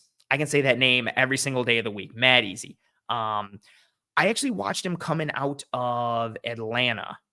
Didn't like him as much as I wanted to. I looked at him similar to the Cedric Wilson conversation. I looked at him a little bit last year as a potential target for the Bills. Didn't love him. Wouldn't be opposed to him because I know he's got some speed and get downfield, but he's more of the Trent Sherfield type of signing. He's not somebody that I'm looking at as a wide receiver 2 or a true impact player at the wide receiver position this year. But yeah, Olamide Zaccheaus. How dare you? But I like where your head's at. Tavondre Sweat is very fun. Actually, let's just get into the defensive line conversation because I'm seeing comments coming through. And I'm just going to get into that part of the conversation here. So we'll continue with the offseason priorities conversation here. Actually, I feel like I'm about to cough again, so let me take a drink. I know you folks watching can see me drinking the water, but those in the audio only, if I don't say it, they're just going to hear a gap and be like, oh, did the episode like short out? So defensive line, I led off with wide receiver, obviously a hot button topic of conversation, seeing as all the comments and everything that came through for it. Defensive line is my biggest offseason priority for the Buffalo Bills. And I hate saying it because I know how many people hate that answer with all the resources that have been allocated to the defensive line over and over and over, going back for however many years, like the Quentin Jeffersons of the world and the Mario Addisons, and year after year, it just seems like so many resources in the draft and in free agencies or are just allocated toward the defensive line. So I know this is an answer that nobody really wants to hear, and it's a conversation people don't really want to have, but it's dire with the defensive line. I've talked about it a little in the film room. I've talked about it a little here, but I really wanted to dive into it here when it comes to the offseason priorities. So right now, under 2024 contract for the defensive line for the Buffalo Bills, you've got across the entire defensive line, across the entire defensive line, Von Miller, Ed Oliver, Greg Rousseau, Ilianku, Kingsley Jonathan, and Cameron Klein. You've got 3 edges and 3 defensive tackles right now. And your 3 edges are Von Miller, Greg Rousseau, Kingsley Jonathan, your 3 defensive tackles, Ed Oliver, Ilianku, and Cameron Klein. The following defensive linemen from 2023 are current UFAs for the Buffalo Bills: Linval Joseph, Daquan Jones, Jordan Phillips, Kendall Vickers, Tim Settle, Leonard Floyd, Shaq Lawson, Poona Ford, AJ Epinesa. That is a loss of 2,863 snaps out of the 4,732 snaps for defensive linemen in 2023. Percentage-wise, you are losing 60.5% of your defensive line snaps for 2023. There is a lot to fill when it comes to the Bills' defensive line. And because there is so much to fill, it's my top priority for this offseason because the amount of bodies you need and the mix of starters plus depth that you need. If you're just looking at everything right now, even if you wanted to, like, your best case scenario, even if you think Vaughn is going to get back to being Vaughn and he's going to be like edge 1, and even if everybody hit, like Vaughn is going to go back to being edge 1, Groot is Groot, Kingsley Jonathan is going to be a solid edge 3. Cool, you only have 3 edges. You still need more. The defensive tackles. Ed Oliver had a strong year last year. Cool, you bank on that again. Ilianku, you think, cool, he can be a 3rd or 4th dude in the rotation. Solid run stuffer. Maybe he upticks his pass rush pop, but you think he's a solid role player. Cool. And then you're looking at Cameron Klein thinking, he can be a defensive tackle, defensive end hybrid. Maybe he kicks into edge more. Maybe he's going to be useful. Even if all 6 of these guys hit, it's still 6. You have 6 guys. That's it. Problem. But when you factor in the quality and the actual on-field production, that's where the conversation becomes a little more dire for me. Let's start with Von Miller. A lot of ways he could go. My expectation for Von Miller, and I don't think this is setting the bar too high, but my expectation for Von Miller in 2024 is to be edge 3. I think there's a chance he could become a starter again. I think he showed more flashes down the stretch than people noticed. I thought there were some encouraging reps from him, mainly from a movement perspective. Watching him show a little more juice, a little more burst, watching him plant and cut and drive and push off of that knee, watching some of the spin moves, watching some of the timing and things come back. I think it's fair to have higher hopes for Von Miller than I potentially am. I think it's fine to hang your hat on some of the flash and think that with a full offseason under his belt that isn't filled with rehab, just a regular offseason, I think it's fine to hope and expect for him to be like a starting level edge player. But my expectation for him is to be edge 3. I think he comes back as a solid rotational guy. I think his flashes increase. I think his baseline and or floor production increases. But I don't think he's going to get back to that Von level that he was in 2022 before he got hurt. Even if he hadn't got hurt, I don't know if he's going to be that guy. Like, they signed him to this contract to be an impact player in 2022 and 2023. Everything else after that was kind of like, well, if it works out, cool. If not, whatever. They were trying to really crack that window and break it open in 2022 and in 2023. Obviously, Von got hurt in the back half of 2022, was still working back in 2023, so it kind of came out in the wash and was not great. So even if everything worked out in 2022 and 2023, I don't know what kind of Von Miller you were going to get at this point with the miles on the tires for him. So just from a baseline perspective, I think he'll be edge 3 in 2024, which for the purposes of this exercise means you have Greg Rousseau as your top edge on the depth chart, which means at the very least, you need another starting edge. Greg Rousseau, talked about it much on the show, shown in the film room, is elite as a run defender. Legitimately one of the best defensive line run defenders in the league, and then especially for edges, is one of the best run defenders at edge in the entire league. He's still putting things together. as a pass rusher. And I know, again, like I mentioned earlier, he was banged up this year. Having a banged up ankle and foot is very much less than ideal considering his build and his frame, really for anybody in football or any sport where your legs are important, but especially for his build and frame. I don't like the idea of him as edge one from a pass rush perspective. I'm fine if that's the way it has to be. But I don't love the idea of him as edge one from a pass rush perspective. I love him as an edge two, pairing him with a real pass rusher with pop off the edge. So again, for me, if Vaughn is edge three and he's a solid rotational guy, Groot is your number two or your kind of de facto one. Ideally, the other starting edge opposite of Greg Rousseau has some pass rush pop to him. So if you're looking at the top four right now, or let's just say top three based on the conversation we've had, you're looking at Greg Rousseau, in addition, either free agency or the draft, and Von Miller. Those are your top three. You still need an edge four. You still need probably a fifth and maybe a sixth just for reps and depth to compete with Kingsley Jonathan and or Cameron Klein, depending on if you view him, if they're going to move him defensive end, because I know he's gotten some reps there, so we'll see what that happens. So minimum, you're looking at adding 3 edge players, 2 of which are going to function in your top 4, and 1 of which is going to be receiving quote-unquote starter reps alongside Greg Rousseau. That would put you at 6 edge rushers on the roster. So at a bare minimum, you need to add 3 edge rushers this offseason.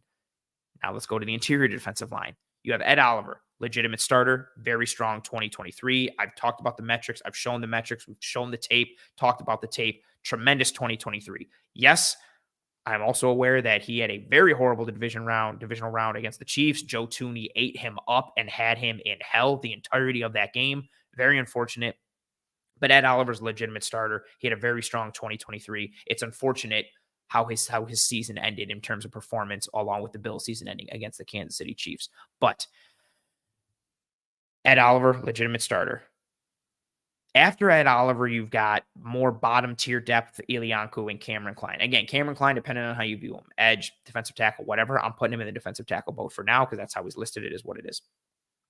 Elianku, I like what he's done against the run. He's played in spurts. I like what he did last year against Baltimore in the regular season. I like what he's done in the preseason. I don't think he's ready to be a regular top 4 or top 5 rotational guy on the interior. So just looking at the interior right now, and again, it's even worse. Even if you want to move Klein back to defensive end or move him to edge, cool. You're looking at Ed Oliver and Elianku. Regardless of how you slice it, at a minimum, you need a starting 1 tech, and you need 2 more rotational pieces to give you a solid top 4 to work with. So you already need to add 3 bodies on the interior because you've got Ed Oliver. Then you need the starting 1 tech, and then I think you need 2 other top rotational dudes to give you that solid top 4.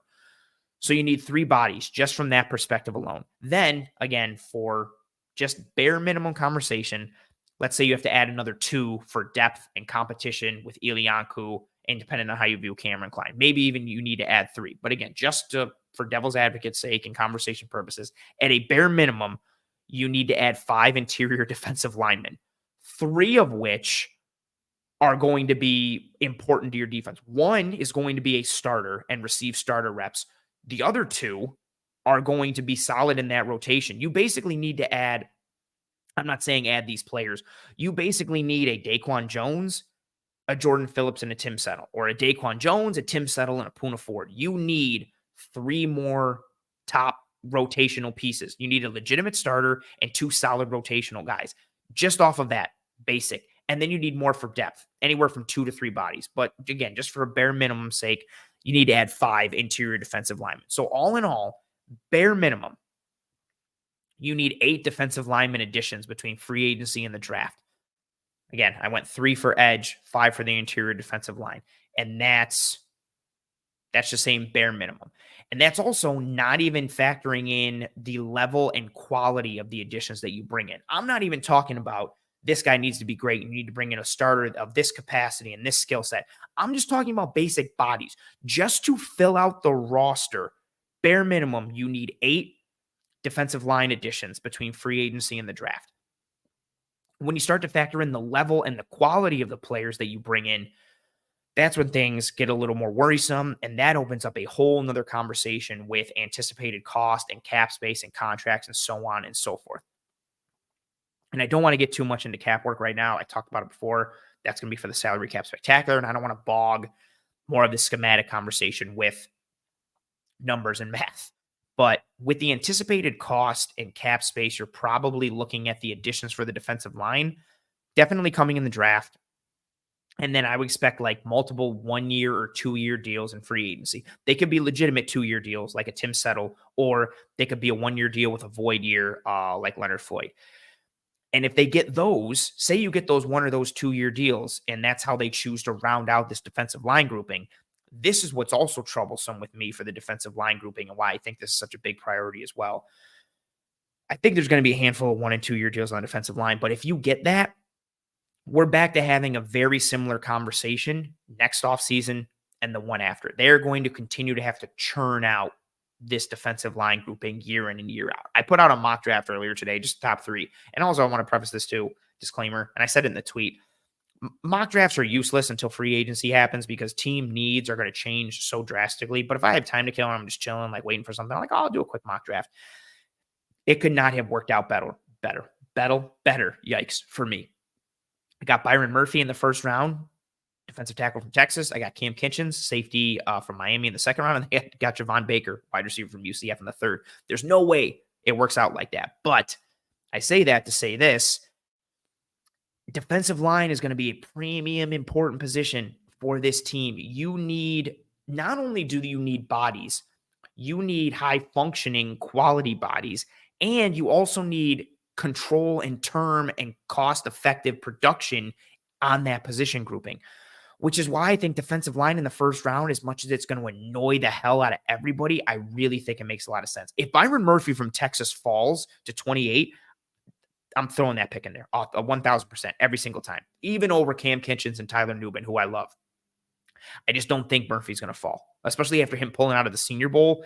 He got wind from his agent or from somebody of them talking about, hey, man, you don't need to be here. You're going to be like a top half of the first round type of pick. Don't even sweat it. Like, no pun intended with Tavondre Sweat. Like, you don't need to do this. He pulled out last minute because of it. And again, I said it before we started this segment of the episode. I know this is frustrating for so many people. I even see it with Bills Are Electric right now saying, so to stop Mahomes, we need to pour assets into the defensive line and then aside. And it seems like this is the conversation every year. And I know so many people just want to go full glass cannon and say, no, let's load up on weapons at wide receiver. And, you know, we got Dalton Kincaid, and depending on how you feel about Dawson Knox, but you got Kincaid, you've got James Cook, you've got Stephon Diggs, you've got a good offensive line now. Let's load up on weapons and try and score 40 points a game with Josh Allen. I just don't think it's going to happen with this team. One, like we talked about a couple times on this show, Bean and McDermott both believe in the same team building philosophy. You start from the trenches. And when you talk about the defense, you start from the defensive line out.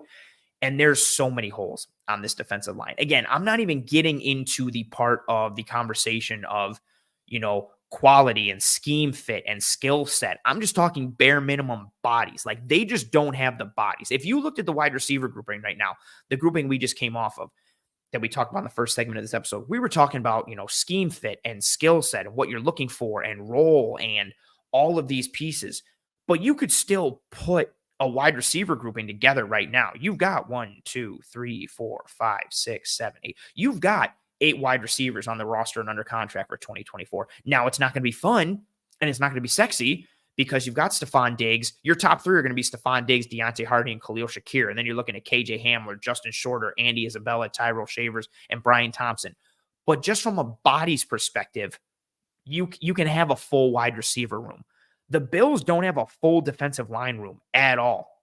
You've got 3 edges and 3 defensive tackles. Again, depending on how you list Cameron Klein. I saw what Chris said earlier. Yeah, depending on what site you're looking at, he's listed a defensive tackle, defensive end. I don't care. I don't necessarily think he's going to be a functional part. And just for the sake of this argument, cool, however you want to classify him, you're looking at 6 defensive linemen under contract for 2024. So just from a bodies perspective, you don't have enough to put a team together. Even if all of those bodies hit, even if you were looking at 6 all pros, you're still going to have to add to the defensive line.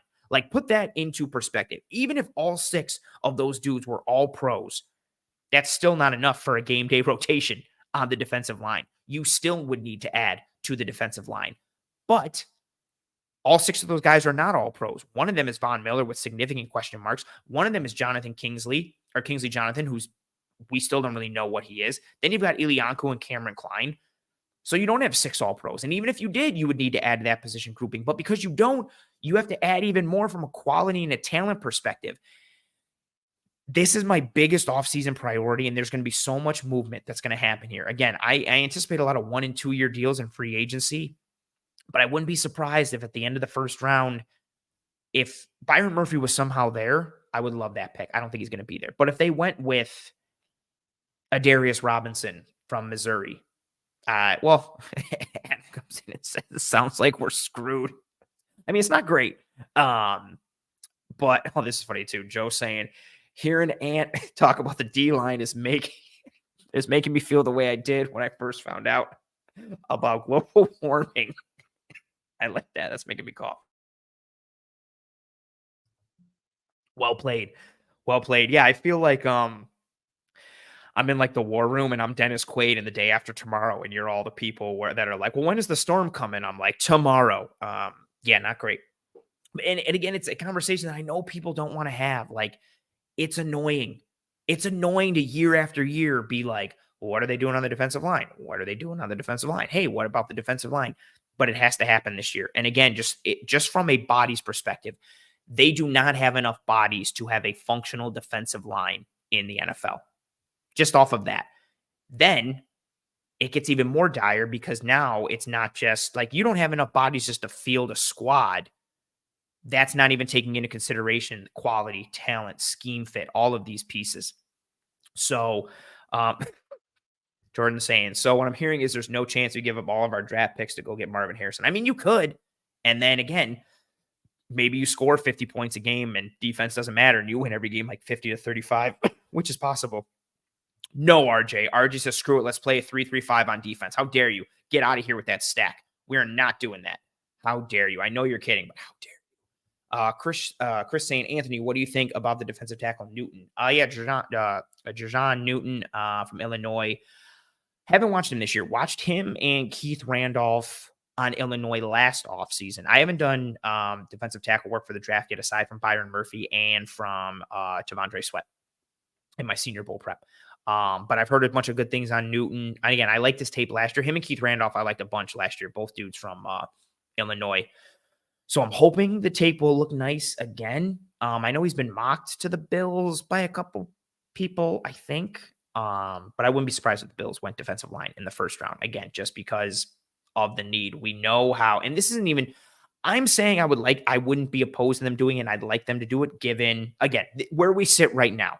There are going to be additions in free agency before we get to the draft, right? So it's not going to be like, these are just the only 6 dudes on the defensive line come draft time. They're going to do something in free agency. But I'm saying all that just to say it's going to get work. Like, even if Bean and McDermott didn't believe in building from the defensive line out, even if they had 6 All-Pros already on the roster, even if everything was sunshine and rainbows and perfect, they would still have to add to the defensive line. But it's not sunshine and rainbows. Bean and McDermott believe wholeheartedly in building from the defensive line out. The defensive line is going to get a ton of work in free agency and the draft. And when it comes to free agency, because of the money that they have, I would anticipate a lot of 1 and 2 year deals. I don't think, in before anybody's like, what about Brian Burns? I don't think Brian Burns is coming to Buffalo. Man, that would be awesome. Corey saying, is the Knox contract tradable? No. Next offseason, the dead cap hit is significantly down. I believe. Actually, why am I even saying that? Let me just go stop being lazy and just go check on that right now.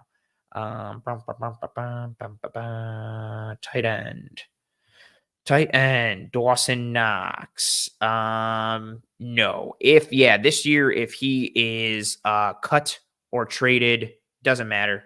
Cut or traded actually some of the pre and post stuff not work. I'll just read them all off. If he gets released before June 1st, it's a dead cap at $20 million. If he gets traded before June 1st, it's a dead cap of $11.7 million. If he gets released after June 1st, it is a dead cap hit of $20.3 million roughly. If he gets traded after June 1st, it's a dead cap hit of 11.7.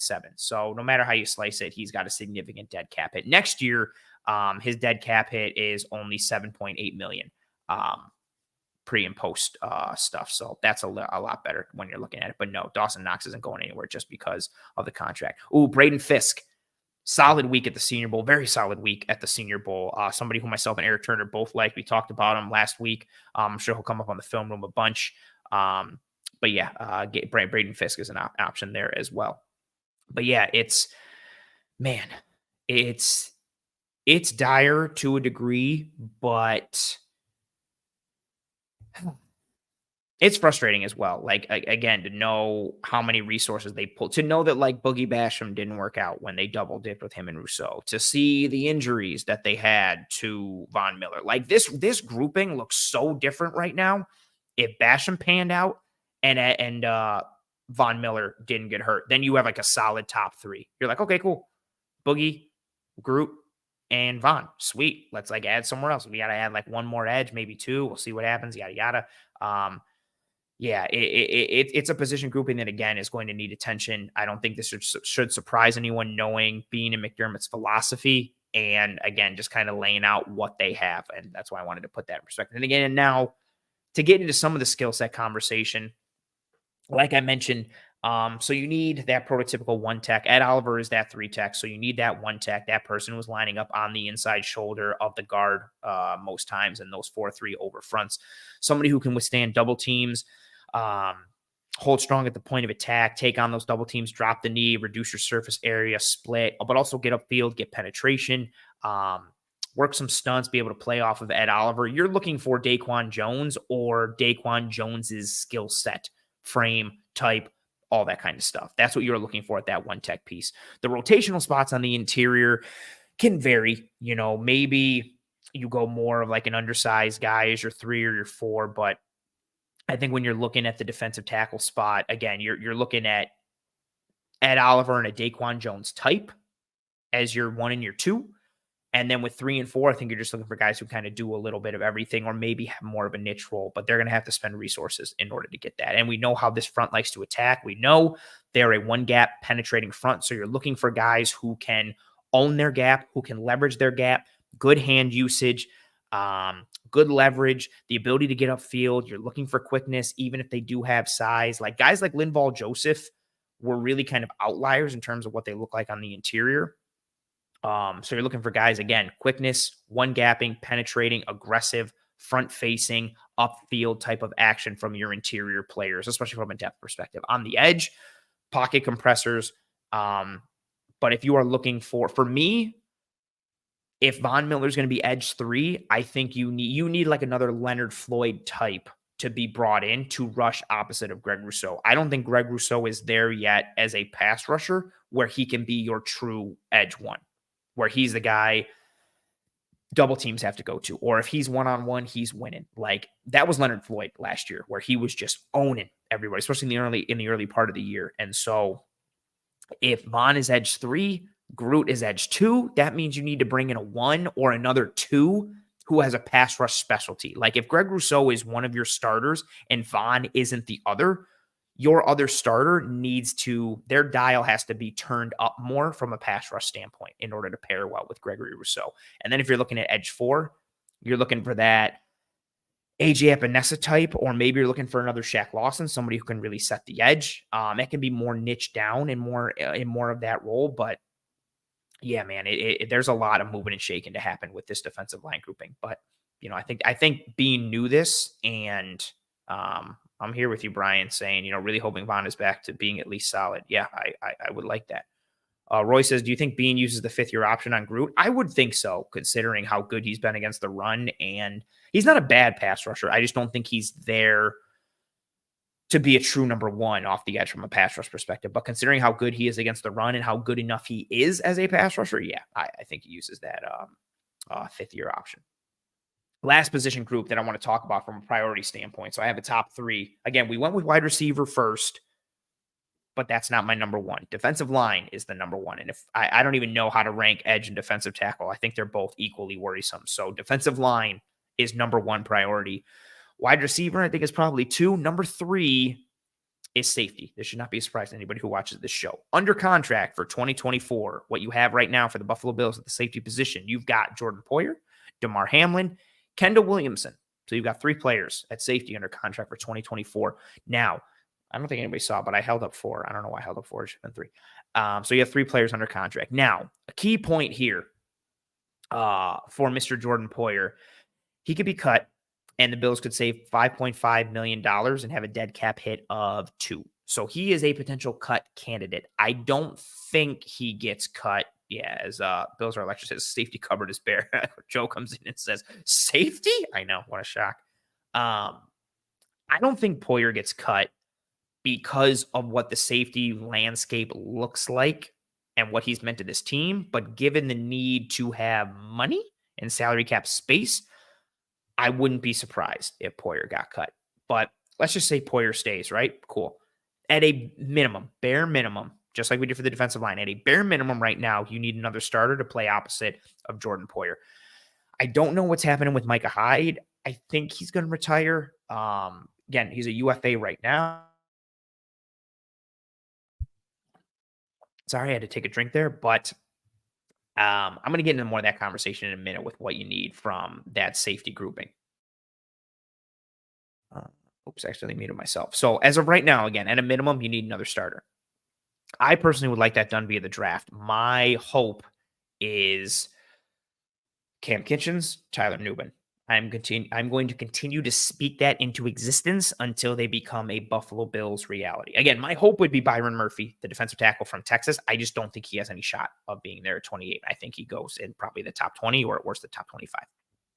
And with the needs that they have elsewhere, I would consider a trade up for Byron Murphy if he was still there at like 24, 25. We're getting off track. But again, safety, minimum. Right now, you need another starter, minimum. I would like that to be Cam Kitchens. I would like that to be Tyler Nubin. Safety 1 and 1A, 1B, 1A, however you want to label it. I think they're both tremendous. Some of the best safeties that we've seen in the draft in a couple of years. Now, free agency is also an option. Last show, I talked about Jeremy Chin, and I talked about Kyle Duggar. I think Kyle Duggar could potentially fit monetarily, but I doubt it. So, and even within this, right, like that safety conversation, like I think Duggar would be awesome, but I think he's going to be too priced out. And even with Chin, who I'm going to talk about in a minute, like you could go with one of those guys, or the Bills could go with the diamond in the rough route like they did years ago with Hyde and Poyer. Or you could go with a veteran prove it type of deal like they did with Taylor Rapp last year, depending on how the market shakes out, right?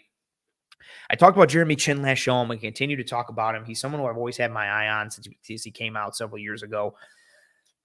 I've talked about it on Twitter. I'm sure we'll talk about it more as the offseason goes on, but I'll set the table with it now briefly. Chin's usage the last couple of years. So 2022, he still saw like regular safety snaps, like you'd see for Poyer, like you'd see for Hyde, all that kind of stuff. Last year, he had an injury. He had an injury in 2022 as well. 2022 hamstring or quad strain, and then 2023 the opposite. So 2 soft muscle injuries or soft tissue injuries back-to-back years. He was on the IR in 2022 and in 2023. But in 2023, Chin's usage was not as, the traditional safety that you normally see. He was used as more of a box player, more of like a big nickel apex defender type. Did not really see safety snaps, which is interesting. So I watched some of his 2023 tape. You still see the speed, the juice, the physicality, all that kind of stuff. I went back to his 2022 tape. I posted actually a clip on Twitter before I went live here on the show of him being in a split field safety look pre-snap. On the snap, Chris Olave comes from his side. They're playing the Saints. Olave runs a post. Chin opens up outside. Olave cuts it inside. Chin just speed turns, stays on top of it, is stride for stride with Chris Olave, who's tremendously fast, and he follows him downfield. I would like a better play on the ball, but the point is he has the juice, he has the range to still do that. Again, this was 2022, but I don't think that juice or range lessened in 2023. So between the injuries the past 2 years, which are also concerning, right? Like you don't want to take a guy who has this.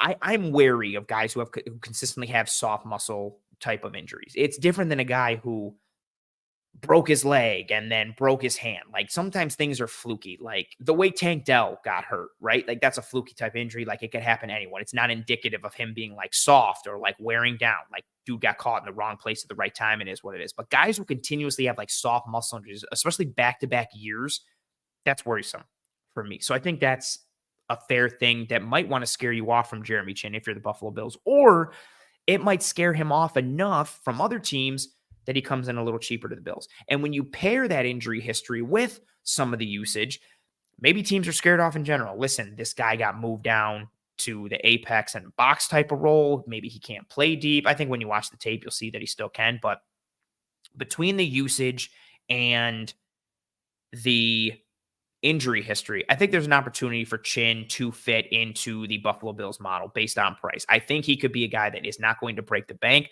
I think, ironically, he could be in that mold of a Jordan Poyer type of signing when Poyer came over from the Browns. Different circumstances, but I think Chin could be somebody who is somewhat cost effective. I don't think he's going to come in on a Taylor Rapp type of deal and come in at like $2 million, like 1 year, 2 mil, or like 2 years, 2 million, something like that. But I think he'll be cheaper than Duggar. I think you have the opportunity to add somebody like a Jeremy Chin. Regardless of who they add, I think the safety position needs more juice. Hyde and Poyer, unfortunately, looked their age more often than not in 2023. I think the wear and the tear started to show more. Now, again, you have the opportunity to cut Jordan Poyer. Like I said, you could cut him and save $5.5 million with a dead cap hit of 2. But even if you keep Poe, you need a starter opposite of him with range. You need a player that is capable of being a single high post safety and who can run sideline to sideline. Getting 2 new safeties isn't completely out of the question. Again, and I think that's a possibility given the cap savings you could have by cutting Jordan Poyer. But cutting Poyer, you already have a hole at safety because Hyde is gone. If you cut Poyer, it forces your hand a little more and then creates a hole with Poyer that you then have to go out and fill. So you end up creating a hole that you have to fill like right away. I'm okay with Taylor Rapp coming back. I like the way he played last year, even though a bunch of people were really ragging on him like nonstop at certain points and wanted Cam Lewis over him, which I never understood. I'm okay with Taylor Rapp coming back. Although, again, I would like more range in a starting safety, but I do like some of what he brings. I think he's fine in 2 high alignments, especially. I don't think he has that range as a single high safety that I would like. And I think there is some positional redundancy with a Rapp and a Poyer. I think Jordan Poyer, with how he's been, I think he's moving more towards a quote unquote strong safety role. And I think Rapp is in that boat as well. This is something I'm going to touch on in a minute. But I'm okay with Rapp coming back. The good news is the safety market last year wasn't ideal for many dudes. Like there was a reason Taylor Rapp was still available. Like Chauncey Gardner-Johnson only signed a 1-year deal. And I think you're going to have some guys this year, like Antoine Winfield potentially resets the safety market. I think Duggar's going to get paid well, but then you've got all these random, and I shouldn't say random, but all these other safeties that are going to be looking for work, like the Jordan Whiteheads, the Chuck Clarks, J-Ron Curse, Darnell Savage, Mike Edwards, Tashawn Gibson. We'll see if Kareem Jackson's still kicking around, but Xavier McKinney, Kyle Duggar, Terrell Edmonds, Deshaun Elliott, Geno Stone. Like there are, and again, I want to start rolling out everybody, even like Chin, Ryan Neal, Ashton Davis, Brandon Jones, safety from Miami, is somebody who I like. I liked him at Texas. I liked him at Miami. You got Julian Blackman from Indianapolis. There are several names, no matter how you slice it, that could be had for 1 or 2 year cheapy type of deals, prove it type of deals. There are guys who could come in and fill that Taylor Rapp contract role and become a starter for you and be okay. Especially if you're looking at it from like a free safety perspective, like Julian Blackman coming in and pairing with Jordan Poyer could be a real interesting piece, right? Given Blackman's range and the type of role that he occupies. My hope with that, again, is that good news. Like the opportunity to get a starter for a relatively good cost from free agency is much higher at safety than it is at defensive line and wide receiver for the Bills. Again, because of that cost. Anything and everything you look at for the Bills has to be viewed through that lens and that filter of potential cost, just because of what the Bills cap situation is. And this last piece I want to mention as well, like we'll see what happens as far as play calling duties for the defense, whether it's Bobby Babich or Sean McDermott calling plays again. But we know what's expected of safeties in this defense from a mental and physical perspective. The post-snap rotations, the disguising, the having to play split field safety and post-safety, fitting the run from depth, playing a multitude of coverages, being able to match in coverage. this defense, starting with the addition of Hyde and Poyer, was really at the forefront of blending those safety roles and removing, the quote unquote free and strong from safety. The Bills, again, were at the forefront of that movement where you didn't have a free safety and a strong safety. You just had two safeties. If Jordan Poyer stays on this roster, like I alluded to earlier, he's moving more into a quote unquote strong safety than he is just a safety like he used to be, which is understandable. The wear and tear, the mileage, the years, all that kind of stuff. But that potentially limits what you can call and potentially limits, what you can get into overall, which then puts you into a realm of predictability. So again, because he's moved into more of a niche role. I don't think he's just a complete way you have to play him around the box because he has no range, but he's more strong safety now than he has been previously with the Buffalo Bills. That potentially limits what you call and can get you into some realm of predictability. Or it can potentially limit how effective you are if you don't limit the menu of calls. If you're, you know what, he's fine. We can still run cover 1 and cover 3 and have him be that post safety. Can you? Does he still have that range? I do think, I've always liked how he's played around the box. I do think it's interesting that, when they went with those 3 safety looks, he was the dime linebacker and they chose to have Taylor Rapp play deep, especially considering how well Rapp played as a dime linebacker, big nickel in that Super Bowl run for the Rams. I talked about it last year when he was brought on. If you go back to that Super Bowl, he was not a starting safety for the Rams. It was Eric Weddle, and it was Scott, the tiny safety who started for the Bengals this past year. Taylor Rapp was a dude coming in on third down, covering like Jamar Chase and Tyler Boyd in the slot on third downs. Like he was very good in that big nickel dime linebacker role. And maybe Poyer's better at it, or maybe schematically McDermott thought it just prevented, more advantageous looks to have that not be the way it played out. But I do think it was interesting that when push came to shove, they chose to have Poyer live more in the box than Taylor Rapp, somebody who has really been most successful when living around the line of scrimmage. The fact that they chose to put Rapp back and bump Poyer up, I think is interesting. And again, you're just watching on tape. He just didn't have the range and the physicality that you necessarily come to expect to see from him, given how he's been. And again, I think that's understandable with the miles on the tires for him. But no matter how you slice it, you need more juice from that safety position. I think they need to get faster. I think they need to get more violent and have more bite to them overall. I just think you need to have more scheme versatility. That's not a word. I combine diversity and versatility. I'm falling apart. You need more versatility on that back end. You need someone, again, I think like a Tyler Nubin, like a Cam Kitchens, whether it's the size or the baiting quarterbacks or the range or the ball skills or the physicality, the impact plays on the ball, the tackling, the form tackling, the force, fitting the run, all those pieces. I think you need an uptick at that spot. Or you could niche down in free agency and just go for more of that role. You could go for the Julian Blackmon and go more free safety, strong safety with Poyer and Blackmon. Well, Blackmon and Poyer, if you want to, make sure it's respectively.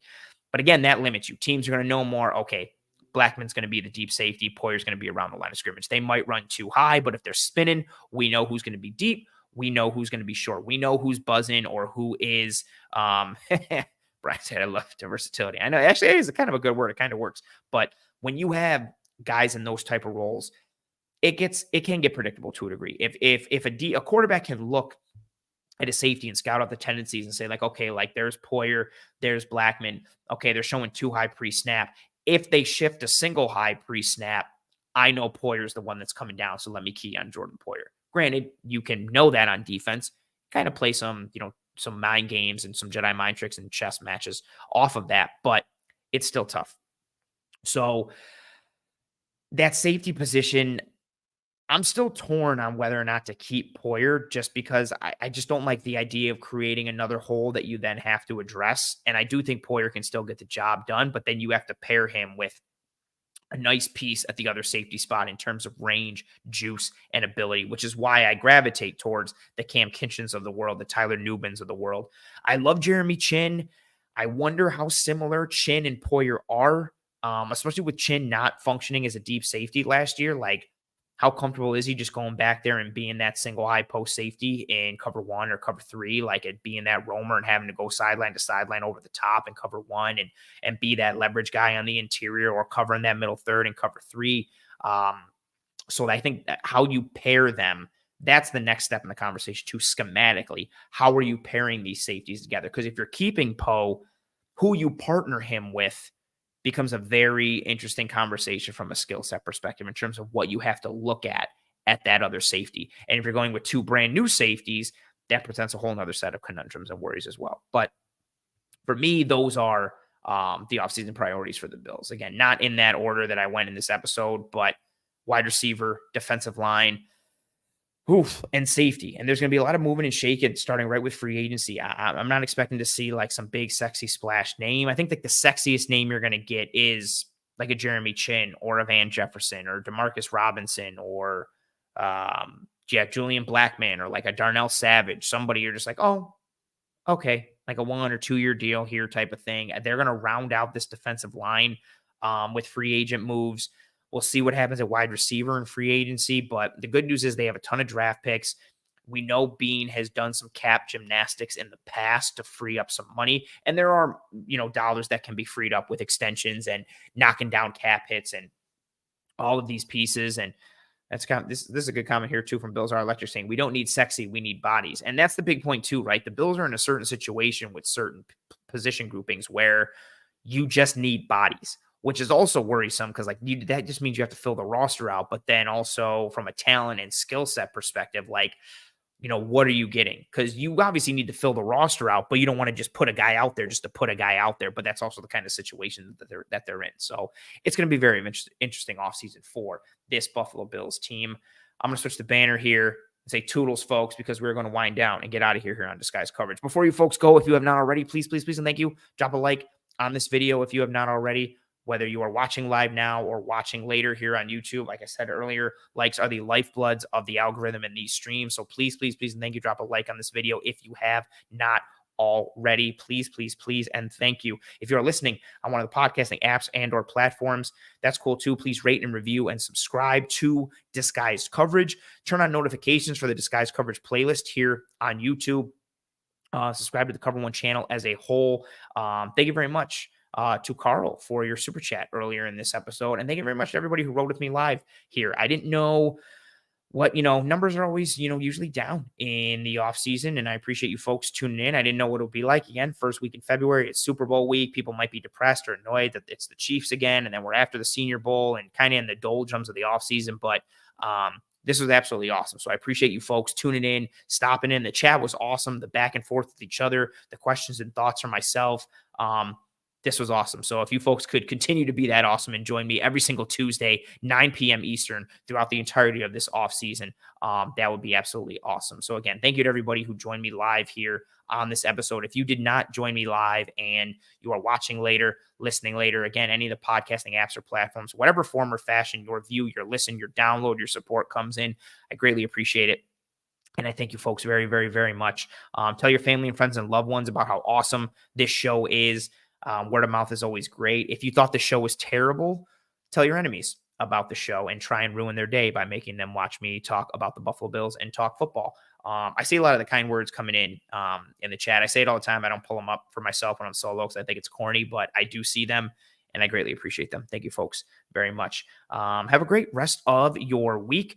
Again, this is Tuesday, February 6th. If you are watching this on Tuesday, February 6th, or during the day on Wednesday, the 7th, or at any point, tune in to the Cover One Film Room with myself and Eric Turner live Wednesday, February 7th, 7 p.m. Eastern, where we are going to be diving into the Buffalo Bills defense and talking about the potential overhaul that they will have this offseason and analyzing critical traits and key traits that Bean and McDermott look for in terms of what they like to add, how they round out position groupings. Again, diving into more of the weeds when it comes to what we can expect on that side of the ball. And then we'll do offense the next week. So tune in to the Cover One Film Room tomorrow night, Wednesday, 7 p.m. Eastern. And until then, or until next week, Tuesday, 9 p.m. Eastern for another episode of Disguised Coverage. That'll do it for me here. I appreciate you folks. I hope all of you and your family and friends and loved ones are all doing well and staying safe. Be kind to one another. Take care of one another. I will see you either in the film room or next week on Disguise coverage. But until then, Godspeed. And as always, go Bills.